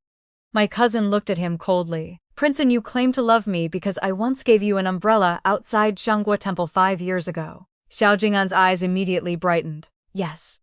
One brief glimpse 5 years ago was enough for me to yearn for you ever since, but I have never held even the slightest romantic feeling for you. Xiao Chang'an hurriedly asked. If you had no feelings for me, why did you give me the umbrella? My cousin laughed mockingly. If giving someone an umbrella proves affection, then Prince An should read the books of the sages. When one sees someone drenched in heavy rain and has the means to help, helping that person is simply an ordinary act of compassion. Her distant voice carried unmistakable disgust. If I had known that one umbrella would bring disaster upon me and harm Ling Shuang as well, then I should have left you to freeze to death outside Shangguo Temple that day. My cousin stood in the shade, so I could not see her expression clearly, yet I saw the collapse in Xiao Chang'an's eyes. No, Shulan, that cannot be true. How can you be such a person? In his heart, my cousin had always been gentle, virtuous, generous, and dignified. He could not accept that she would speak so harshly. What kind of person? She asked. Cruel. I cannot compare with Prince, and I once helped you with an umbrella, and Ling Shuang saved your life. Yet how did you repay us? You ignored my wishes and tried to force an imperial marriage while also seeking to take Ling Shuang as your concubine. A man who repays kindness with resentment as you do is truly rare. You even wish to marry both cousins. What do you take the Yun and Wei families for? Tomorrow, I will ask my father and uncle to submit memorials together. We shall ask His Majesty, who gave you the courage to insult the daughters of both families in this way. Every word she spoke rang like tempered steel. For an instant I seemed to see the future Empress majestic even without anger, commanding respect through sheer presence. Xiao Chang'an stood motionless, struggle and unwillingness twisted his face. His lips trembled like those of a cornered beast that had lost all strength. My cousin always did exactly what she said. After returning home, the first thing she did was report the matter. The Wei and Yun families submitted memorials together. When the emperor heard the full account, he flew into a rage. He severely reprimanded Xiao Chang'an and placed him under house arrest until the crown prince's wedding. From that moment, no obstacle remained between my cousin and the crown prince. The Imperial Astronomical Bureau selected an auspicious date, the 28th day of the following month. The wedding was arranged with remarkable speed. This time it was my turn to tease my cousin. It seems the crown prince cannot wait any longer. He is desperate to bring cousin into the Eastern Palace. For once, Yunshulan blushed. On the wedding day, the crown prince came to receive his bride. I watched my cousin place her fingertips gently into his palm, and countless emotions intertwined within me. When we were young, my cousin and I once entered the palace and accidentally witnessed a formal ceremony in which the phoenix seal was presented, and the ladies of the 6 palaces bowed in submission. After returning home, my cousin said that one day she would become empress. We had been children then, and the adults regarded it as nothing more than childish talk. Yet from that day onward, she held herself to exacting standards and cultivated every virtue without the slightest relaxation. In virtue, speech, appearance, and needlework, she excelled in every respect. When the crown prince confessed his feelings, our aunt hesitated for a long time. The road into the Eastern Palace was covered in thorns, and the position of empress was like walking across thin ice. Yet ambition burned brightly in my cousin's voice. What I seek in this life has never been peaceful years spent as a virtuous wife and loving mother in an ordinary household. Others may fear the dangers ahead, but such brilliant glory belongs to someone like me. She had spoken those words with pride. Having lived through one lifetime already, I knew very well that she would fulfill them magnificently now. Red silk covered everything, and auspicious music echoed through the streets. At last she once again stepped onto that path. The crown prince sat atop a tall horse, grinning foolishly like a simpleton. Luchan stood beside me, and, unusually for him, teased the crown prince. Judging by his highness's expression, he will certainly be afraid of his wife in the future. I hurriedly covered his mouth, glanced to both sides, and pinched him hard at the waist. How can you say such a thing? Luchan repeatedly begged for mercy. I was wrong, he apologized, but his eyes still sparkled. Leaning close, he whispered, Wife, perhaps you should pinch me once more. I glared at him. Who is your wife? We are not married yet, he grinned. Is that not already settled beyond doubt? The moment I turned around, I saw Xiao Chang'an standing not far away, staring darkly at us. Luchan's smile immediately froze. He muttered, What terrible luck. I agreed completely. It was indeed terrible luck. Xiao Chang'an approached and looked at Luchan. I wish to speak privately with Wei Lingshuang. Luchan stepped in front of me with a cold expression. Many guests had not yet left and were watching from outside. I gently pulled Luchan aside and patted his hand reassuringly. Do not worry, I will remain nearby. I pointed toward an open corner of the covered corridor. Princein, this way. Xiao Chang'an snorted and walked over. The spot was in full view. Everyone could see us, but no one could hear the conversation. Xiao Chang'an had become thin and haggard. His cheeks were hollow and none of his former elegance remained. Only resentment was left in his voice. Wei Lingshuang, this is all your fault because of you. I was reborn and still could not obtain what I wanted. My fault? I asked. You remain as shameless as ever. Do you feel better only after blaming all your failures on me? A few sentences tore open the insecurity buried deep inside him and made his face flush. The one who defeated you was the crown prince. If you are angry, you should seek him out. Or do you know that in learning, vision, birth, and status, you cannot compare with him, so you came to vent your rage on a weak woman like me? Humiliated into fury, he shouted. Silence! Wei Lingshuang, you must feel very pleased with yourself. If events were to follow the path of our previous life, then I would still marry you in this one. Break your engagement with Luchan. I laughed as though I had heard the most absurd joke in the world. You still intend to marry me. Xiao Chang'an, in both lifetimes my disgust for you has been written plainly across my face. Yet you still believe I would marry you. He smiled, appearing certain I could not refuse. Am I not enough then? What about Ali? If you do not marry me, Ali will never exist. You love him so deeply, and he is so extraordinarily talented. Can you bear to lose that child? I smiled faintly as a wicked idea entered my mind. Who said I would not marry? If I married you, then I would lose Ali. I pointed toward Luchan in the distance. Remember Ali's appearance carefully. Did you never notice how much he resembled Lu Chen? The confidence vanished from Xiao Jing'an's face. He stared at Lu Chen, his complexion gradually turned pale and he shook his head wildly in disbelief. No, Ali is my son. I gave a cold snort. With that dog brain of yours, could you truly father a genius like Ali? Think carefully. Apart from Ali, did any of your other concubine-born sons ever amount to anything? They were all just like you, completely useless. Ali was never your child. His fists clenched, unconcealed rage filled his eyes and tears slid down his cheeks. Why did you betray me? I gave you the position of principal wife and entrusted the entire inner household to you. Every matter in the residence, great or small, was decided by you. Wailing Swang, you should have been satisfied. I laughed at him. Satisfied? Why should I have been? You were allowed to love my cousin. Why was I not allowed to love another man?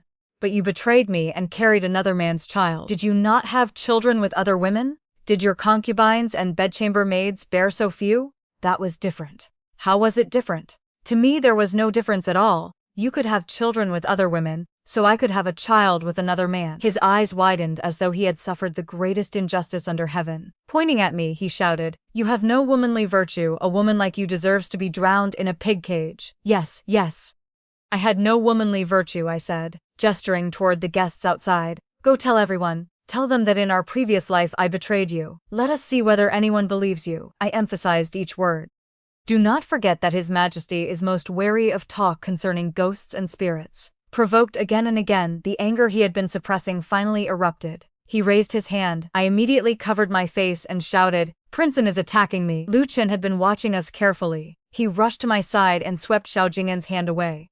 "Princeton, please conduct yourself properly." Xiao Jing'an staggered backward. When he saw Lu Chen's hand resting at my waist, his eyes turned red.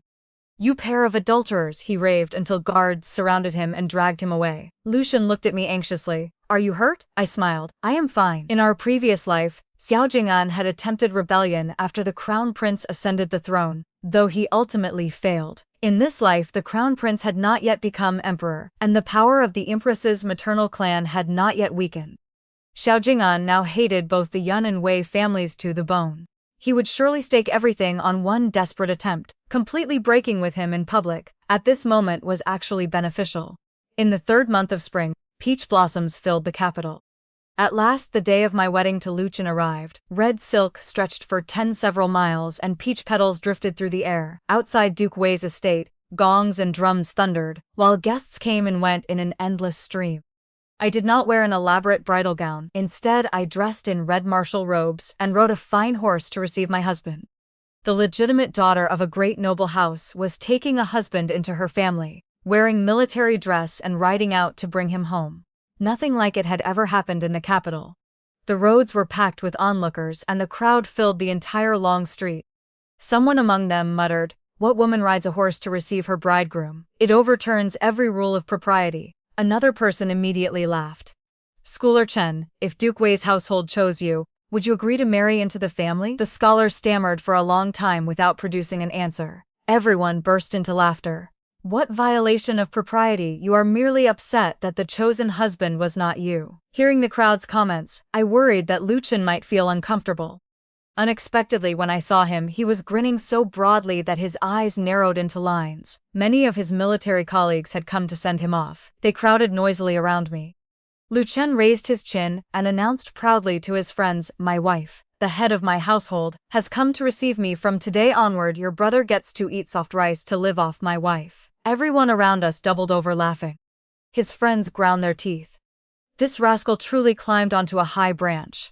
Lu Chen laughed with delight and mounted the horse with me. Together we made a circuit through the capital. All along the route, he looked radiant. He continually waved to the people on both sides and tossed wedding sweets into the crowd. His proud expression surpassed even that of a top scholar, parading through the streets after the imperial examination. When we returned to Duke Wei's estate, we performed the wedding rites before those closest to us. At last we entered the bridal chamber. Lu Chen embraced me tightly, holding me with great force.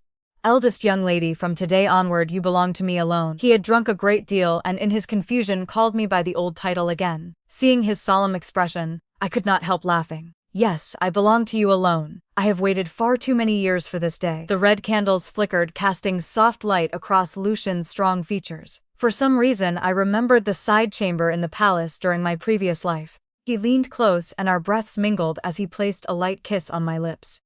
But the gentle kiss quickly turned fierce, sweeping over me like a sudden storm. I immediately sensed something was wrong. He was far too practiced, almost unnervingly skilled. I kicked him away and pointed at his nose. "Did you have some other vixen before me?" The pleasant moment had been abruptly interrupted. His face flushed bright red, but he still hurriedly shook his head.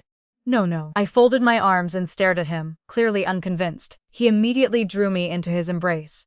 "I have only ever had you, in this life and the last." I froze and nearly blurted out, "You were reborn too?" His face remained flushed and his lips brushed my neck. "Let us discuss that tomorrow. Tonight, our wedding night, is more important." I pushed him back again. "No, you must explain clearly." His entire body stiffened. Finally, he sat upright in helpless resignation and placed an arm around my shoulders. "On the day you rejected the marriage in the Great Hall, I seemed to awaken from a very long dream. In that dream you married Princeton but never found happiness later. You and I had a child named Ali." He pressed several light kisses to my forehead. "Lingshuang, you cannot imagine how happy I was when I awoke and learned that you had rejected him. I believed all the gods and Buddhas had heard my prayers. Heaven took pity on me and returned me to a time when everything could still be saved." Tears slipped from the corners of my eyes, and my throat tightened until I could not speak. The events of both lives flashed through my mind like scenes in a revolving lantern. "When did you realize that I had returned as well?" I asked hoarsely. He laughed. "Do you remember what you called me the first time we met?" I thought back, then suddenly understood. "I believe I called you General Liu." He immediately pressed me back onto the bed. "Then may we continue our wedding night?"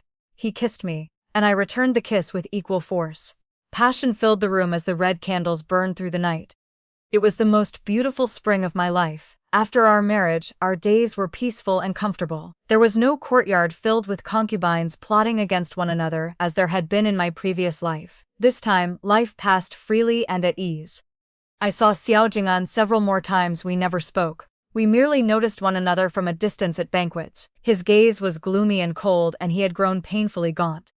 I heard that the emperor had reprimanded him, and that he was performing poorly in his official duties. In only half a year, his temperament changed completely. The noble young ladies of the capital no longer approached him. Behind his back, everyone said he had lost imperial favor. Looking at him from afar, I sensed that a storm was approaching. Sure enough, when the emperor left the capital for the spring hunt, Princeton and the empress led troops to surround the temporary palace and attempted to force the emperor to abdicate. That night, the temporary palace came under attack, and the clash of blades rang to the heavens outside the city. The following day, reinforcements reached the hunting grounds and confronted the rebels directly. After several bloody battles, the rebel army was crushed, and Princeton was captured. The emperor was furious. He ordered the empress to take her own life with a length of white silk. Xiao Chang'an was imprisoned in the imperial dungeon. When the emperor visited him, he had completely lost his reason. Grieving deeply, the emperor finally ordered that he be given poisoned wine. After everything settled, the emperor suddenly summoned me alone. The sovereign sat high above, his authority untouchable. I knelt on the blue stone floor of the Hall of Supreme Harmony and listened as he asked whether I knew anything about a previous life, and this one cold sweat covered my forehead, but I forced myself to remain calm. "I know nothing of it, Your Majesty." He watched me for a very long time. Only after my knees had become numb and painful did he wave a hand and dismiss me. I dragged my stiff legs back to the residence. The next day my cousin sent word. Before his death, Xiao Chang'an had raved about his previous life and this one directly before the emperor. He had even wailed my name, causing His Majesty to become suspicious of me. I was terrified. The emperor had always been distrustful, and in old age his suspicion had only deepened. I had no choice but to repeatedly warn my father and Lu Chen to remain as inconspicuous as possible. From that day onward, Duke Wei's household refused every visitor and attended no banquets. At last the snow and ice melted and spring returned once more. Just as in my previous life, the emperor died suddenly. The crown prince ascended the throne, and Yun Sholan became empress. Duke Wei's household returned to prominence once more. As in the previous life, Lu Chen received the new emperor's trust. Within only a few years, he became His Majesty's trusted right-hand man. Those who had once mocked Duke Wei's household for taking in a mere soldier changed their tune overnight. Everyone praised the family's foresight, claiming they had recognized Lu Chen's extraordinary future long before anyone else. More and more people tried to flatter him, but he had no interest in socializing. Every day after leaving court, he returned home, shut the gates, and spent his time holding Ali and playing with him in the courtyard. Yes. In this life, Ali came into the world earlier. I sat beneath a flowering apricot tree and watched Luchan play with our son. Luchan lifted Ali high and placed him on his shoulders. Ali wrapped his arms around his father's neck and laughed with delight. Father, run faster! Mother, mother! I want mother to hold me! Smiling. I rose to my feet and watched father and son run toward me. I opened my arms wide. At that moment, the spring sunlight was radiant, and everything in my life was finally complete.